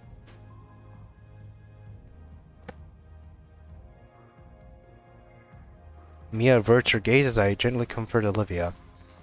From the heart. Yeah, sounds... Her head whips around, surprise written plainly on her face. Wait, you're doing improv? In her manner of speaking, yes. But we got some help from Ben. How about I give her some speaking tips? You would do that? Not pro bono. If we ain't free, you know that. Ah, right. Tonight is getting a bit expensive. I mean, you're rich, aren't you, homeboy? Come on. That dress alone, while worth it, was cutting it close. Not to mention the additional cost to go to Pennicilia's. What do you want? How about... I got this makeup assignment during winter break. Ah, thank Raptor Jesus. Was just going to do that cool thing called not doing it, but... Hey, it's a great way for us to help each other, you know? Pick up right where we left off. Favorite. You really did forget what the hell happened between Olivia and me in that classroom, right? You really did. You really fucking forgot that. And we'll be good friends after this. The rest of the year just looks better and better. Yeah, it's a friendly gesture. No way. Olivia, come on. We need all the help we can get. Plus, it's a great way to get you back into the art. Like a convention, right? And she's offering. Everyone here wins. It's best for everyone if we all forgive each other, isn't it? You just need to open up. Mistake. Open up, Olivia. Come on, don't embarrass me. Oh my god. She hangs her head low. Crossing this bridge must be hard for her. Whatever. I take both her hands. Thank you, Olivia. Okay, I'll make it quick. Wait, hang on. This be a great time too? No, my god, what a great idea. Let's save this moment forever. To friendship. Come on, Olivia, smile. Alright, quick lesson on how to make good shit up on the spot. You mean to captivate the audience, right? Right, that. We need the speech to be genuine. And it will be, assuming she can learn. Mia slides her chair right next to Olivia's, leaning close for the lesson. She speaks slow enough I can hear her over the dance music. Well, it's not advice from me anyways. On occasion, Olivia looks to me nervously. I give a thumbs up, always there to reassure her. I'm getting pretty good at this supporting business. She's not looking so hot. Must be the anxiety and pressure starting to get to her. Even in the pictures, I see her getting a bit nervous. I sure am taking a lot of pictures today. Can you blame me? Maybe I could even make a photo series with these. My mind wanders to the dance music. The tempo has changed. Slowed. This is not slowed. Eyes wandering to the dance floor, I see everyone has fallen into the slower rhythm. All the dancers are having a good time. This is a Christmas song, man. I even make out Liz and Damon in the crowd. Man, to be a dancing couple like them. I'm sure we could work something out. And it's just the thing to get Olivia to loosen up. Yeah, that's what I want to do. Yeah. Oh, excuse me. Dance the night away with Olivia. Mia pulls away from Olivia and gives a thumbs up. Hey, you good? Sure. Great. Thanks again, Mia. Don't forget my assignment, like Inky. Yeah. You can go now. Please. Here, Olivia. How would you like to go dancing? Olivia brightens at the idea, but I'm not sure if it's to really go dancing or it's just to get away from Olivia. Or Mia. Yeah, I would. Mia? I've been looking everywhere for you. Ben casually approaches our table and quickly takes notice of Olivia and I. Inco and Olivia too? I'm glad to see you three are on speaking terms. Yeah, it's great how friendship blooms in unlikely places, isn't it? Well, I'm really impressed, Inco. You're doing great, man. Ben's gaze falls on Olivia. Bears an even deeper scowl and now has her face buried in her hands. Oh, is she alright? She's not feeling well right now. Right, We're about to hit the dance floor together. Well, hold on. I actually need her to prepare the eulogy. What, right now? Well, yeah, I don't want anything bad to happen. Especially since this is a big event and all. Come on, Ben. We were just about to dance. And plus I still have a few more photos I want to... That sounds like a good idea. I'll go. I turned over towards Olivia in shock, who seems to have miraculously recovered from her bitter mood and now glances at the both of us with a fierce gaze and a shaky smile. Yeah, let's go, Ben. I want to prepare some more. What? But why now? We still have to... No. Right now. I just want to go. We can do all that stuff after the speech, can't we? Right now, I want to go work on the speech in private. I look at Ben with pleading eyes, but he shoots me down with a responsible stare. It's for the best right now, Inco. We're Anakin, remember? Damn it. Why can't I just have a normal date night? Yeah, okay. You can go, Olivia. Thanks. Without much hesitation, Olivia shakily rolls her way towards Ben, begins to lead her through the crowd to the far side of the hall where the stage lies. Wow, looks like you're shit out of luck. No, it's fine. The eulogy is important. Whatever you say. Though the air is filled with music, a heavy silence weighs between the surly girl and myself. Mia's elbows rest on the side of the table as she stares up into the dancing crowd. Hey. She has a curious look on her face. A mix of contemplation and worry. Something I never really expect from her. Yeah? You actually know how to dance? What?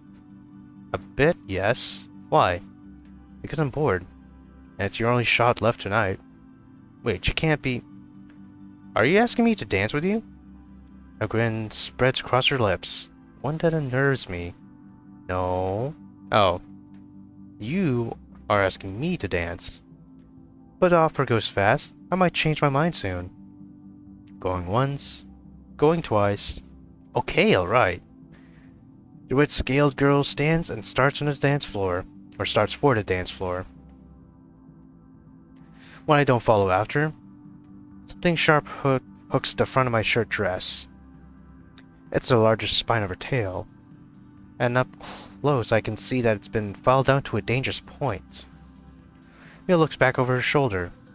Come on now, Inky. At her chortle, the tail drags me up. I follow after, if only so that she doesn't damage my expensive shirt anymore. Mia's presence alone is enough to clear a spot for us on the dance floor. Turning to me, her hands land and grip onto my shoulders. I place my own hands at her waist, respectively above her hips. Oh my god. You just got into a fight earlier this month, my guy. Or maybe a month ago. It's surprising how easily Mia falls into the steps of a slow dance. I hadn't expected her to know how. Still, Mia's smile keeps me tense, so keep to more simple steps. I think she notices my stiffness, though, as the corner of her lips turn downward. Mia, what did you tell Olivia? My words work as a distraction, and Mia's mouth purses in thought. Oh, you know, woman talk. Dino, woman talk. Oh. I give Mia a twirl, and thankfully she tucks her tail so she doesn't stab me with one of her spines. Her hands land on my shoulders again, and she glares at the unexpected move. But our dance continues. Don't think you'll pull that kind of move with Olive Girl, Inco. Har. Her grin is back. Don't know what you even see in her. I thought you two would bury the hatchet, Mia. He shrugs and puts me into a twirl. Maintaining my balance, my hands instinctively take her hips this time. Her grin grows wider. Just saying. It's a miracle you've gotten this far. But you have, and I'm impressed. What's that supposed to mean? That means that fling of yours is less stable than those other morons in drama club one day sober. Everyone can see it. Plain as day. You don't think we're a good couple? Like hell I do. That bitch is delusional. Has no idea how the world works. She's picked her fantasy and she's mad about reality every time it rears its ugly head. It wouldn't surprise me one bit if you told me she hadn't drawn a thing since old Teach kicked the bucket. Go on. Has she? See? It's a tantrum. She's a toddler lashing out and screaming for attention that she says she doesn't want. It's boring. I may be that bitch, but she's just a bitch. It's only a matter of time before she throws you out too, you know. You following? I don't think you're right. Olivia's doing fine. We're having a great date night. And just because it could be better doesn't negate that. Pretend the chord she struck a whole tune with doesn't exist. You don't got to, but don't say I didn't warn you. I guess it would suck for both of you if I, of all people, got how she ticks. So pay no mind to Lolo me. Then I won't. She's just trying to get to me. We'll make it work. I know Olivia far better than her. When the song ends, Mia lets go of my arm and adjusts her dress. Well, damn, looks like you can dance after all, human boy. Impressive. Thanks. I better get going. He turns and struts off before I can respond. Alright, see ya. Bah, what did she know? Whatever, I'm out of here. Looking at the clock, the eulogy's in another 15 minutes. Guess I'll look around and find a good vantage point. Somewhere to really capture the speech. Maybe I could even record it? Nah, I don't even own a microphone attachment for it. There's some stairs I wanted to check out. They've gotta be for those balconies that go around the dance hall. They're a bit of a distance away, down the hall from the exit. There's even an elevator here. Climbing them, I find my guess was completely right. The view from up here is pretty great. I can see the whole room at once. The massive dancing couples on one end, and the dining tables on the other. The music's petering off now. Setting my camera case on the floor, I started setting up for the perfect shot. Monopod extended. 200mm lens attached. ISO and f-stop set to account for the dimmer lighting. And focused. I'm all set. And just in time as Ben takes to the stage to start setting up. Inco? I was so busy getting my camera ready I hadn't heard him approach. Can't really turn to look at him since I still need to get my camera positioned. Saw you from below. Damien? Inco, look. Can't. Have to keep this stable. Inco! With a sigh, I turn my head to look his way. So long as I don't move a muscle, it should be fine. What is it, Damien? About earlier, at my place. That whole mess. It's about Olivia. Of course it is. Haven't you said enough about her, Damien? He growls at my words. Inco, Olivia isn't well. Not him, too. I'm worried about her. She hasn't been herself for so long now, and I've tried to help her. But he's shutting everyone out, again. And this time I don't think she'll even try to listen to anyone. Anyone except you. I've been worried. I want to know what you think of all of this. Can anything be done?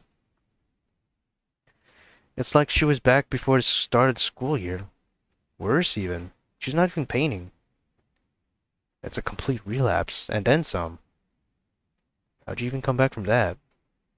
I've been trying for years, and it hasn't worked clearly.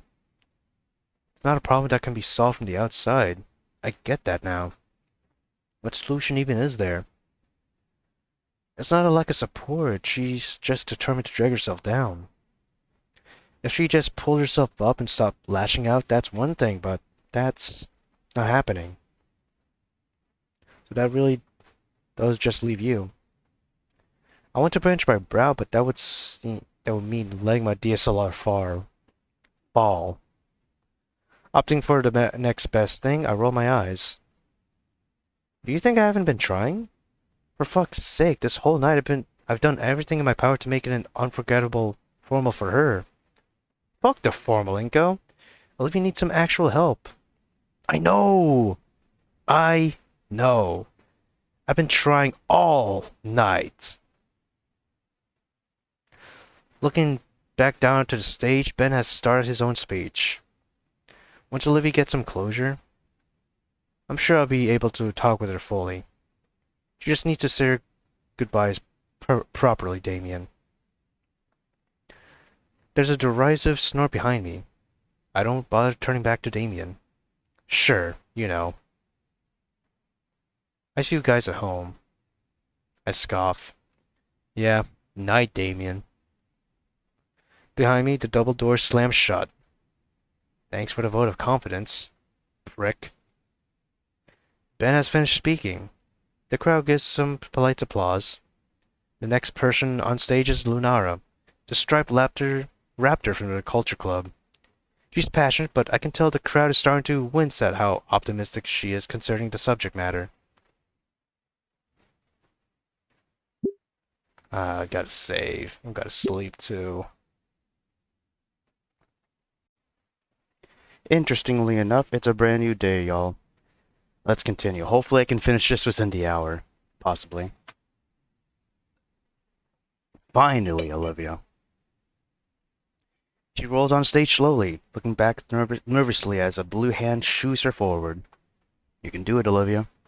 She takes the microphone from its stand, bringing it closer to her and clutching it with both hands, trying to cover up more of herself. The sound of crumpled paper blares menacingly through the speakers as she handles the mic. Those have to be Ben's notes for her. And then... silence. Isn't the mic busted? Don't think so. Wait, no. Then there wouldn't have been feedback or anything. No, she's just not saying anything. She's looking over the crowd, at all the faces she can't make out through the spotlight. Maybe she's looking for me. Why?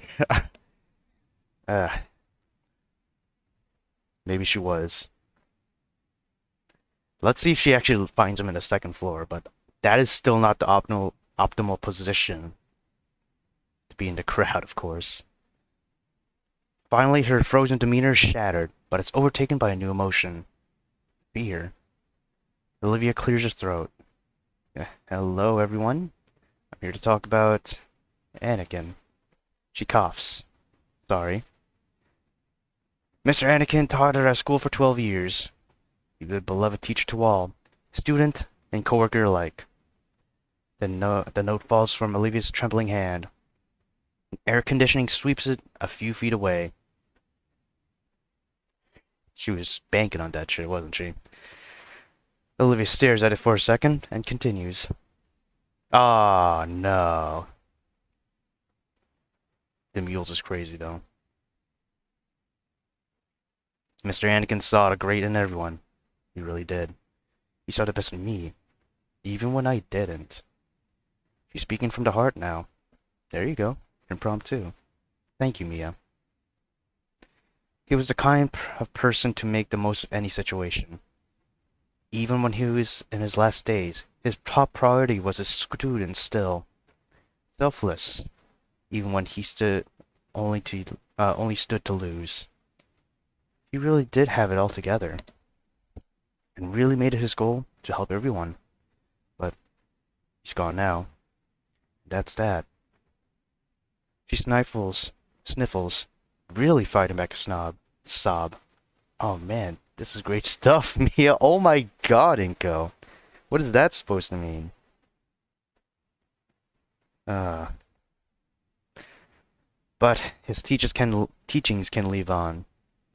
If only I could have gotten them before it was too late. Okay, now this is a bit too far, Olivia. I'm a failure. But that's okay. I've been called out. Inco's been called out. Even though I've been convinced to come up here, half naked, to give a talk I'm not comfortable with. It's okay. Even though I lost my passion for art. And I'm losing my whole... Okay. A little too much, I must say. My family. And that's okay. Because Mr. Anakin taught me. Call coming down on her. Fucking hell. Pushing her was a bad option, eh? A powerful sob racks her body, amplified by the microphone in her hands. The mic drops as she hides her face in her hands, the loud thump of it doing nothing to hide her vocal wails. The lighting, the bitter emotion, the way she's framed by the stage and the audience. It's a modern Renaissance painting. There's your ego again. Damn, okay! My camera shutters fire off constantly as it captures every millisecond of Olivia's performance. You are just scummy paparazzi now. I mean, you were Actually, you started being scummy ever since you shoved cameras in Olivia's face when she didn't want that in the dining table. Also, you called her crying as a performance, my guy. That is crazy. Oh, well, she is giving a speech, but nonetheless, she is crying. Already a name for this series flashed through my head, just as fast as my camera. I could probably even publish these to a gallery. Do you not see her? See her suffering and shit? She thinks you're gonna be posting this shits, I don't know, in fucking... I wouldn't say gallery, because I don't think you can afford a gallery, Inco. I mean, maybe you can, but... You're definitely gonna be saving this, for some fucking reason. Drawing my eye from the viewfinder, I'd taken the whole scene to fully appreciate Olivia's act down below. Calling it an act now? The room is silent now. Even Olivia. The look of terror. Her head is tilted back. Also remember, there is another photographer in the room. It's the person taking photos of couples. But he didn't make a shutter. It was Inco's shutter. Her head is tilted back, and her eyes are locked on me. The look from her is... It tears at my heart brutally. This isn't an act? I thought Mia's advice was... Even from here I can see the emotions that are displayed on her face. Anger, sorrow, betrayal. And yet... Oh god. God fucking damn you, Inco. My fingers pressed down one final time. It's still Olivia's pain forever immortalized within my camera. The final click of my DSLR seemed to echo through the hall. The moment is still. Until it wasn't. A loud clattering echoes through the room. The mic lays abandoned on the floor as Olivia rushes off stage and out the far exit into the halls. This isn't good. She's taking this the wrong way. You're taking this the wrong way, man. You absolutely are. She can't be alone right now. I need to help her. I don't think you should. I turn and... Hands violently pull me by my shoulder, tossing my back into the ground.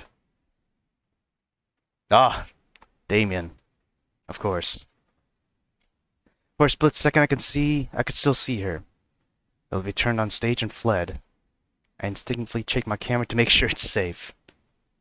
The same hands that thrown me grab at my jacket's lapels, hoisting me off the floor and forcing me to face with... What the fuck was that, Inco? Go me, I need to find Olivia. That's not happening. How would I kick your ass instead? He throws me back, positioning himself firmly against both exits. Damien, you can't do that. You can't do that. You can't do that. Shut the fuck up. Give me one reason not to shove that camera down your throat. What the fuck was that picture? His frills are completely flared open. An accurate spittle flies out with each of his shouts. You wouldn't get it. No, I get it perfectly. You think you're an artist. How could you do this to her, man? You brought her out of her shell, only to shove her back in. Damien, calm down. You're letting her bring us down. Holy shit, Inco. That's the consequences of either barely growing, or in my case, not fucking growing at all. That's for both people, Olivia and Inco. She's not the one bringing you down. He let it sit for a moment. Let me go get to Olivia. No, not a chance in hell. You and her? Over. I lean over, looking at him for any way to get past him. Hey, don't make me kick your ass more than I'm already going to. There won't be any more of that. Good thing I have sunglasses. Oh, flashing them up.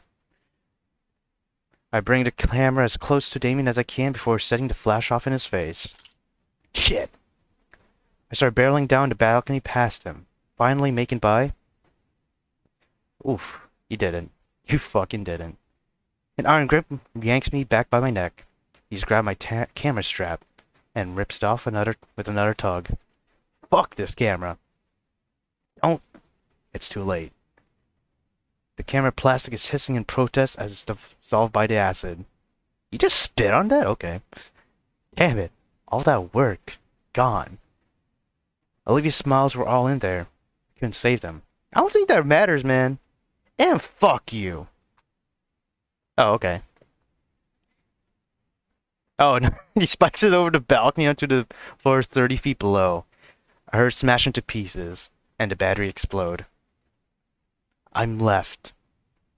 Leaning over the balcony, reaching for it. God. I swing back towards Damien, going for a sucker punch. It's effortlessly countered, and a fist goes straight into my eye. Damn. Shit! A cascade of stars invades my vision, and I'm left leaning against the balcony. Got the black eye now.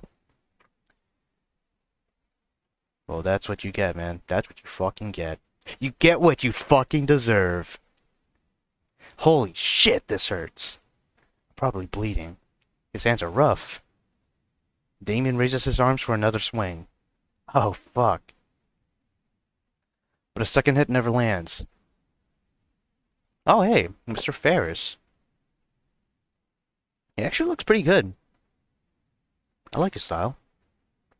He's caught Damien's entire arm in one hand. There'll be no more of this. Damien snarls at the whale. Ferris's response is a simple squeeze of his hand that pops Damien's elbow. Ooh, damn! It's fucking popping that shit? Yeah. I'm disappointed in both of you. On the floor below, the lights are flipped on. The event is over. Ben glares up at us from the mic, having given a last-minute send-up he wasn't expecting to do. Just stay put until everyone's gone. Then we'll talk. As much as I'd love to, my mind is set on only one thing right now. Above all else. Olivia. And you just opened the way. Fucking okay, bye. Hey. I sprint past, finally free of both of those idiots. Why are you calling Mr. Ferris an idiot? What did he do? Olivia, please be okay. I'm coming. It's like, I'm coming to your rescue. The coping is real. Coping is fucking real. Yeah, I'm coming to your rescue.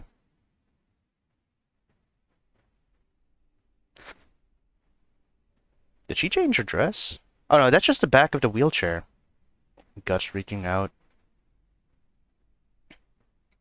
God damn. Even look at the night sky. The skyline. I don't like the skyline. I just don't like skylines, man. Well, it depends, actually. What am I doing? What am I doing wrong?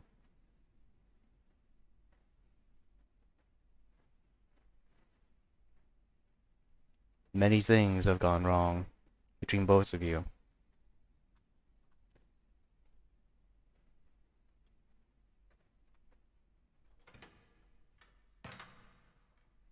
Olivia, you okay? Thank God I found you. Inco. I want to be alone. Go away. What are you doing up here? Go away. What's wrong? Are you blind?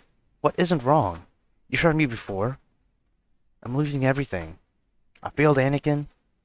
I let out a deep sigh. Anakin this, Anakin that all the time. I'm sick of hearing it at this point. He's gone. I don't want to hear about Obi-Wan anymore. Fucking not Phantom Menace. Revenge of the Sith moment. I don't want to hear about Anakin. I'm sick of hearing it at this point. He's gone. Why does this need to affect our date night? It only occurs to me now how close she is to the edge, and my gut churns. Why is she up here? I'm scared. Why are you up here, Olivia? Were you here to... Oh my god, I was not. You were. Olivia, you're in a dangerous position. Please, leave me alone. Can't be alone right now. We need someone. You need me. Leave! She sobs that last one out. She's back facing the other way, staring up out at the night sky. I give her a moment to let it all out. I place a hand on her shoulder, to let her gently know I'm here for her. She tries shrugging it off. I saw you. That picture. Just too much. It made me realize things. Things about you. Olivia, please. It was beautiful. Inco. I mean, I get it. I don't know. I guess I get it. There are moments that are absolutely fucked. At least when it comes to photography, you know? There's this image I know. Actually, I can probably bring it up. With modern art, there's, of course, the rise of photography and various photos, whether it be just simple ones or the one I'm thinking of now. Okay, this is what I was. This is an example I wanted to show about photos that people take and not having the best reputation. The vulture and the little girl. There's, of course, a lot of photos that are distasteful. One can find distasteful. Here, I'm not faulting the photographer, though sadly he has passed away. But he did take this photo, and it's not the best. The little girl, of course, starving, and the vulture there, just waiting for her to pass on. There's a moment that people don't want to see, but it has been taken as a photo. So, there's of course like war photos that are very graphic or captured during the moments of an attack, shit like that. Yes, it can be art, but goddamn, people can see beauty in something like the vulture and the girl. More than likely, though, they're gonna find it disgusting. Here, it's a lot more disgusting. Olivia was crying. Olivia is heartbroken. Olivia has nowhere to go. You know that, Inco. You even forced her to go on stage and make a speech. Not even that, she doesn't even want to be here. Well, yes, she should go out more, lift her spirits up, but at the same time, taking photos of this situation in general, even back at the dining room table, you're just doing this for you, man. I can see the ego in you rising. Hell, you said earlier, I think, that you, just as soon as you took a picture, you can put it in a gallery for some reason. That is just disgusting. Anyways, let's get back to this. You were beautiful. What's wrong with you? She doesn't respond further. She doesn't get it. She will, one day. Maybe she will, but still it's at her expense. It's still scummy as well. She's an artist after all. It's part of why I love her. You know, she stated that she's losing her passion in the fucking speech, right, Inco? I mean, yes, she's an artist, but the passion is gone, or it's going away, waning. Don't know where it's gonna go. I should tell her that.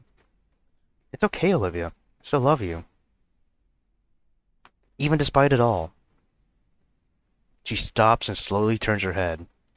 Who are you? No, not from her. Olivia, look at yourself. Look at how you've been treating everyone. Look at my face. Damien did this. He did? Yes, and guess what? He broke my camera too. Because you went and riled him up, and now I'm getting hurt because of your stupid, thoughtless decisions. Look, I don't want to deal with this right now. My camera's busted, but I still have my phone. I opened the gallery and swiped through the dozens of pictures we'd taken together.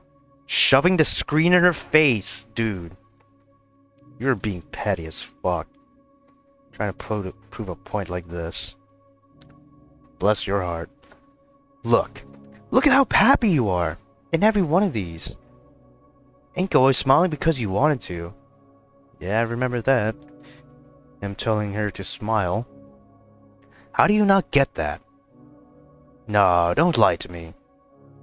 Inco, I did that because you told me.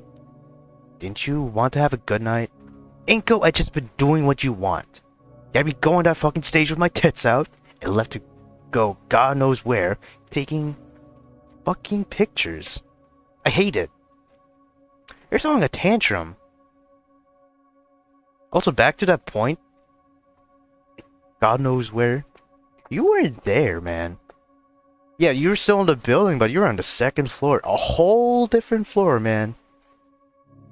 You should have been at least up front. Maybe... I don't know, have Damien, or not Damien, fucking Ben, take some photos. Like, if you can, or maybe get the other cameraman in the fixture, or whatever, whoever that guy was taking pictures of couples. You could have just got them to do the second floor shit, and you could have supported her morally. Either on stage or in the crowd, front row. But no, he just decided to become an artist. Just like that, clarity. Mia was right about you. Jesus Christ. Like a single drop of water disturbing a whole ocean. Olivia's eyes widen and sink into her head. She opens her mouth to nag more. God damn you, Inco. Nagging. No, I'm starting to realize something. Mia was right. Shit, Damon was right about you too. And Liz fucking Ben. Each name called out takes something from Olivia. Each piece of the puzzle falls right cleanly into place. How could I have been so blind? She knows I have her dead to rights. You mean D to rights? Is it D to rights or dead to rights? I don't know. Just as everyone else does. Something in her chair compartment moves. She shields it with one hand. Fucking guts. And she's shielding it too. Doesn't feel comfortable with guts. At least around Inco. I can barely see it, but it's there. For fuck's sake. You brought your rat with you on a date. Are you even trying? I gesture wildly to the little thing, and then to Olivia. It's not everyone else that's a problem. You're even dragging me down. Like, is it too fucking much to ask for a normal date? For once? At least pretend we're a normal couple? It's never going to happen, clearly, but fuck. Can you put in the effort? She's staring lasers right through me. Too bad, not working today. Womp womp. Fucking womp womp moment. So no, it's not everyone else. You need to change, Olivia. Tonight. God damn, gaslighting the fuck out of her. I mean, he's not wrong. But then again, he also needs to improve. Both of them need to improve. You think you're failing Anakin. And you know what? You're right. But I'm not. You know what an idol that you worship, you look up to? You're failing him. But I'm not failing him, you know? That's what I'm fucking seeing. I'm here for you. It's what he would have wanted, and you know it. I'm doing him proud, and rejecting me files him all over again. Just let me help you. Her expression softens. Oh. I'm doing it. She's realizing everything. No, I don't think... Yeah, she might turn into a domestic situation. I hate you. Her words bore through me, striking more precisely at my core. Air escapes me. as though Olivia's words were a noose tightening around my throat. No, she's realized. She's just pulling my leg. Very tastelessly. In a moment, she'll crack a smile and laugh. The goddamn coke is real. Coping, coping, coping. And we'll laugh it off together before going home. In just a moment. That's the audacity to smile. You fucking Eminem. But it never happens. We just stare at each other. For maybe a full minute. Maybe two. That face, completely void of feeling. It sears into my mind. Every second of it. Or every second it faces me. Always with that blank expression.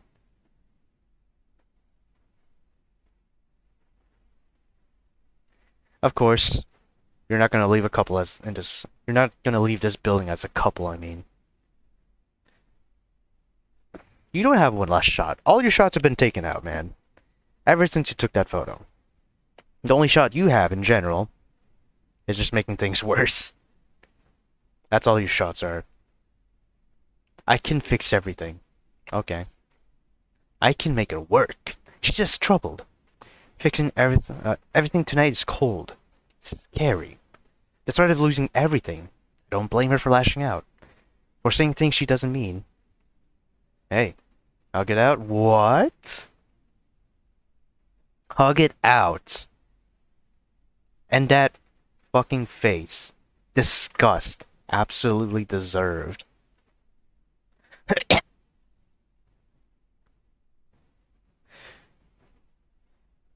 She fucking turns and leaves. Olivia gets up and starts rolling to the elevator near us. I won't let her give up. Let it go, man. You gotta let it go. If she doesn't want it, she doesn't want it. It is what it is. I step in front of her. My eyes... Oh, fuck. And I step in front of her with my arms spread. Absolutely desperate. Also, she's right by the stairs, Inco. Don't fuck this up. The message is clear. Hug me, Gator girl, and we'll work this all out. The message goes ignored as she tries to maneuver around me. I step in her way and lean closer, my hands finally landing on her.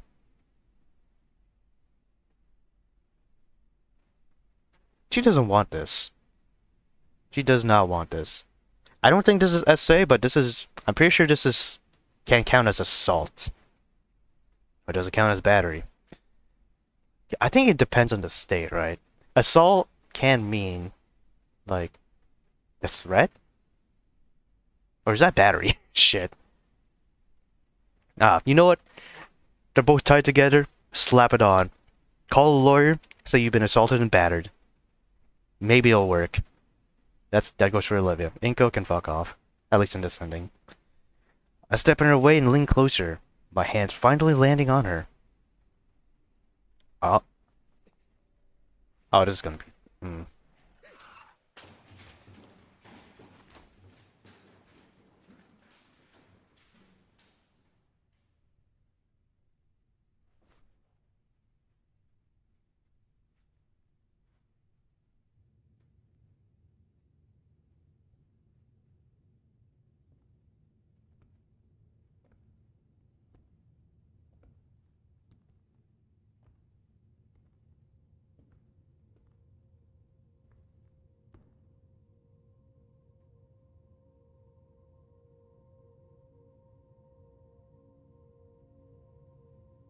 If she's dead, I'm... It wasn't my fault. She's dead. Possibly dead. We don't know. But god damn it. The cope is real. You're the one that initiated the hug, man. I'm just saying. I'm gonna save over this. It wasn't my fault. Don't expect any more thoughts, any more explanations or eloquent descriptions. That was my only one that night. This side was so horrifying for him, he doesn't want to face it. He's shoving that thought right back into his mind. Hopefully deleting it, but... You crossed a lot of lines, Inco. You should be in jail. Sometime later, they returned to me. I don't know how long sometime is, but only that it's later. I'm not in the convention center anymore. I haven't been in ages. Why the fuck would you be in the convention center for fun? Unless it's a con or something like that.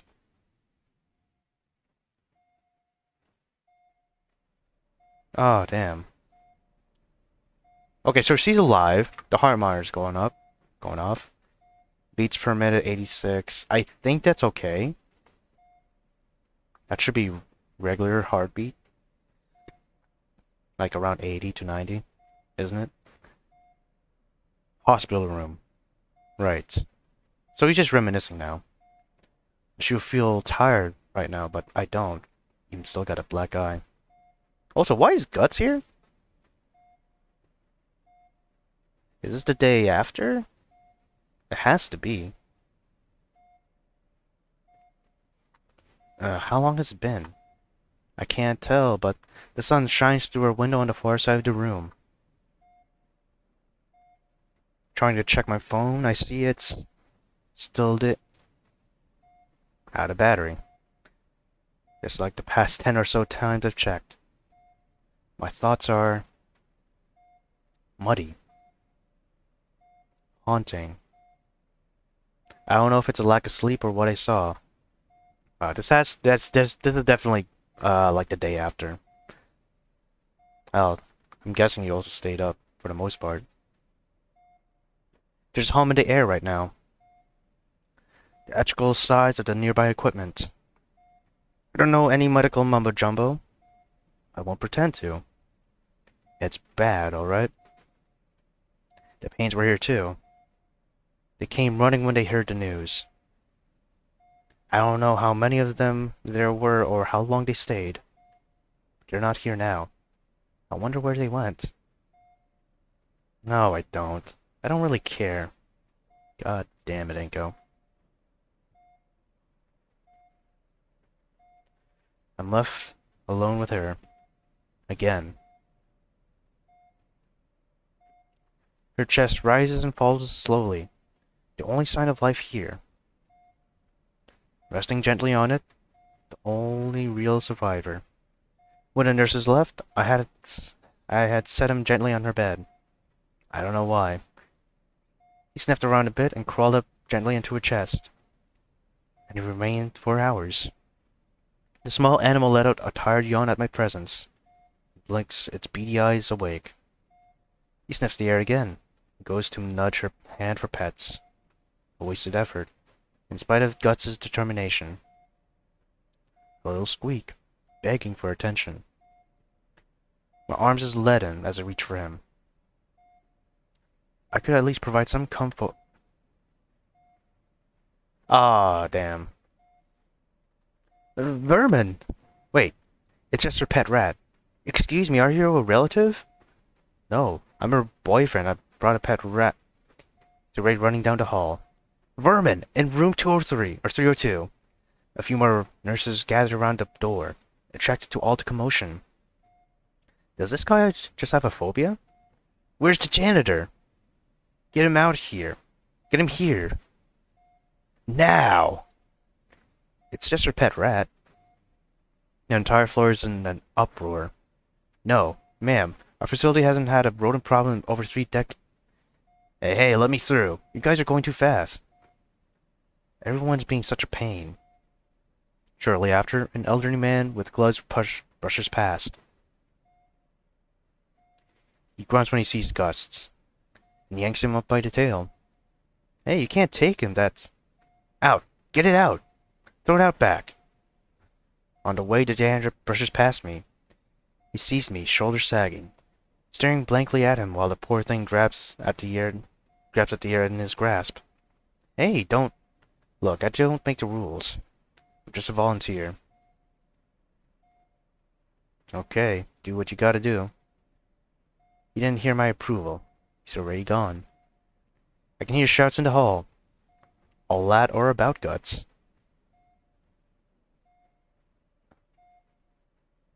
Turning back to Olivia. I fully awake now, my mind is once more flooded with thoughts. And what are they about, hombre? And memories, of course. Something cruel within me forces me back to the stairwell. Facing Mrs. Scaler and Mr. Ferris. And the growing crowd drawn to Olivia. All so vividly. It all plays out on repeat endlessly. How did he play this off? I want to know. Hopefully I can see it here. With each repeat, a lingering pain reverberates within my chest. Over and over and over. And the cruelest part is this pain pales in comparison to the pain of others must be feeling. Wait, what? Oh, okay. I thought he was saying his pain is more exasperated than the others, but no, okay. Ah, fuck. Is this pain? Oh, okay. And the cruelest part? Oh, wait. A wandering mind is pulled back by something. Sound. Voices. Activity. There's people approaching. They're right at the doorway. My stiff body turns, just enough to see. It's the Paynes, the whole family. One by one they enter the room. Randy pulls up a seat for his wife. The littlest one steps forward, leaves something on the table. It's another macaroni picture. Adorable. He tries making it lean against the vase, but the weight keeps making it slide down. He gives up after a few tries, leaving it flat. Damien watches the brief attempt, then his attention turns to her. He rubs the back of his hand or his neck nervously with one hand.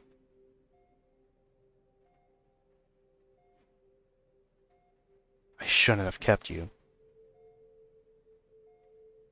If only we were just a little sooner.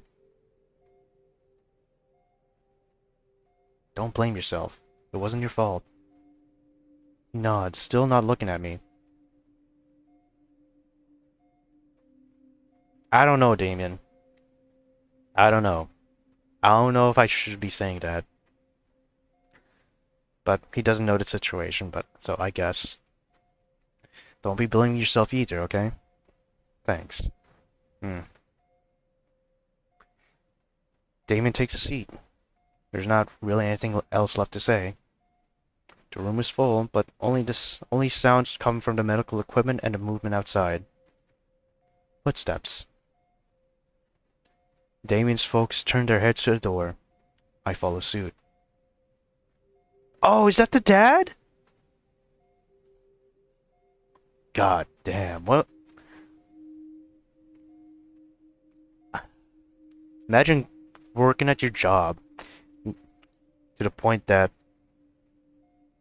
you have to leave your offspring somewhere with a family you know, but one day, somehow, somewhere, said offspring has hurt real bad and is in the hospital. One can only imagine the pain this man is going through. A tall man stands, filling the frame of the door, the sorrow etched on his face.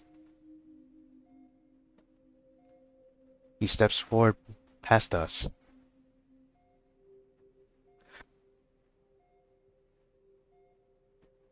Looking down at his daughter. What's become of her? Sophia reaches up to Randy's hand, and he pulls her up. They silently retreat out of the room, leaving Vinny over as well. Suddenly, I feel out of place.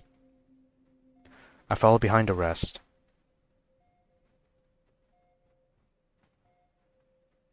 There's some chairs outside. I sit in one, slumping over far. The Paynes are talking to a doctor nearby. I don't hear much of it. The word vertebrae is used.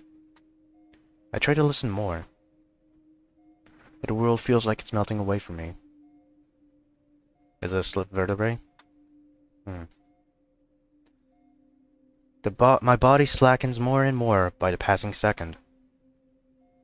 All the hours I had stayed up in that room are starting to crash into me. I'm falling asleep. The light fades from my eyes with that final thought. Swallowed wholly by darkness. And then, nothingness.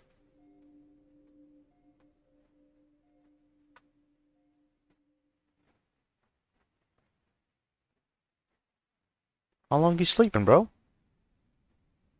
Er? Huh? Sir? Sir? Thoughts coalesce. Aw, you took fucking 4 seats? Maybe. Actually, no, you took all the seats. Damn. Hallway. Nurse. Hospital. Eyeing the clock nearby, I see it's already past noon. Sir, we can't have you loitering here. But I was visiting. The door is closed. The nurse follows my gaze to it. Damon, Vinny, Sophia, Randy, her father. Everyone is gone. Are you family? No, but the nurse scoffs. Okay, that was rude from the fucking nurse. I may not be family, or Inco may not be family, but goddamn, he's the boyfriend.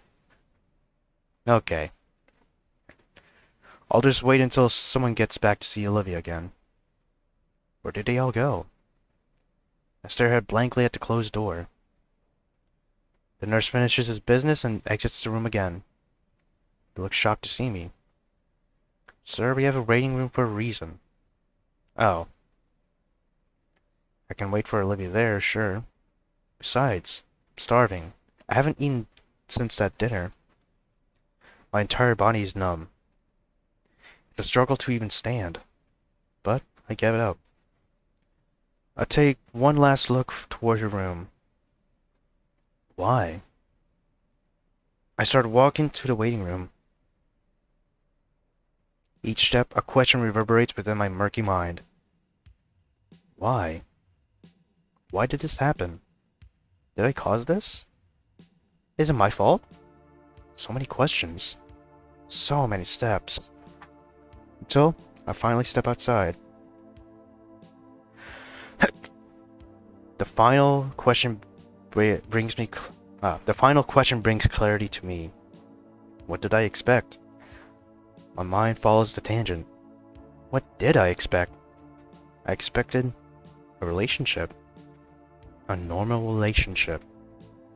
I tried hard to get it. I put in the effort, but the situation wasn't normal. Olivia wasn't normal. Damn. All that effort for a normal relationship. It wouldn't have worked out at all. And it didn't. If anything, it got worse for everybody. Is it all just wishful thinking? Is it even worth it? It wasn't supposed to be like this. I stop. I think long and hard about the phrase. It's true. It wasn't. It wasn't supposed to be like this. It's not worth it. I'll look back down the hallway, to the door to Olivia's room. I'm sorry, Olivia. I'll visit. We can spend time together again. If the staff will let me. If the pains will let me. When I can. I'll miss you, Olivia. I head for the metro station nearby when I see him. Oh, guts.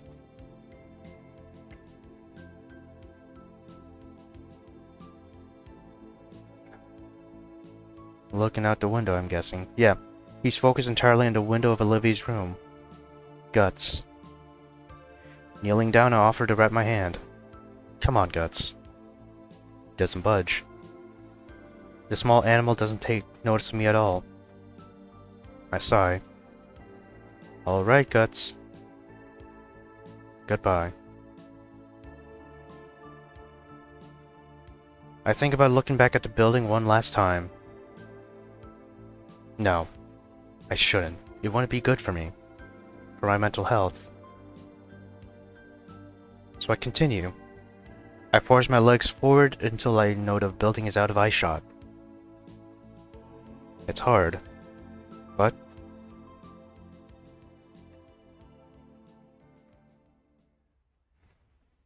is it gonna be the red version of that dog? Hachi, or whatever it's called.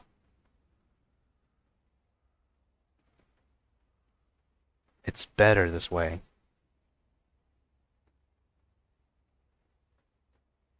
Wait, so you just abandoned her, basically? Not visiting her anymore? I don't know.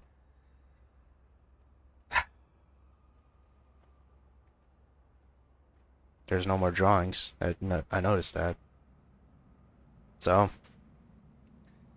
goddamn. Pretty sure that is ending one. Got no points of for either Inco or Olivia. And got the worst ending, of course. Olivia, possibly more paralyzed, probably has to stay in bed all day. Or maybe has to use a, what's that, an automated wheelchair this time instead of the regular wheelchair she's been using. It sucks. Shit sucks. Olivia is suffering. Inco is a dick.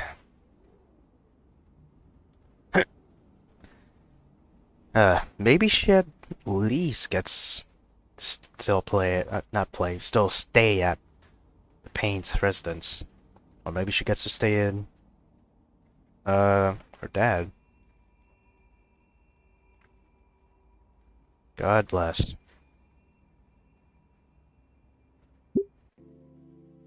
Oh, shit. Whatever. Now it's ending one. So, I was thinking of starting both ending 1 and 2, but with how long this episode is, I think I'll just cut it here and do the second ending some other time. It's gonna be shorter, but at least the second ending is gonna be a little bit better than the first ending. So yeah, that being said, thank you all for watching. I'll see you in the second episode or second ending or whatever episode you watch next in this channel. Peace out.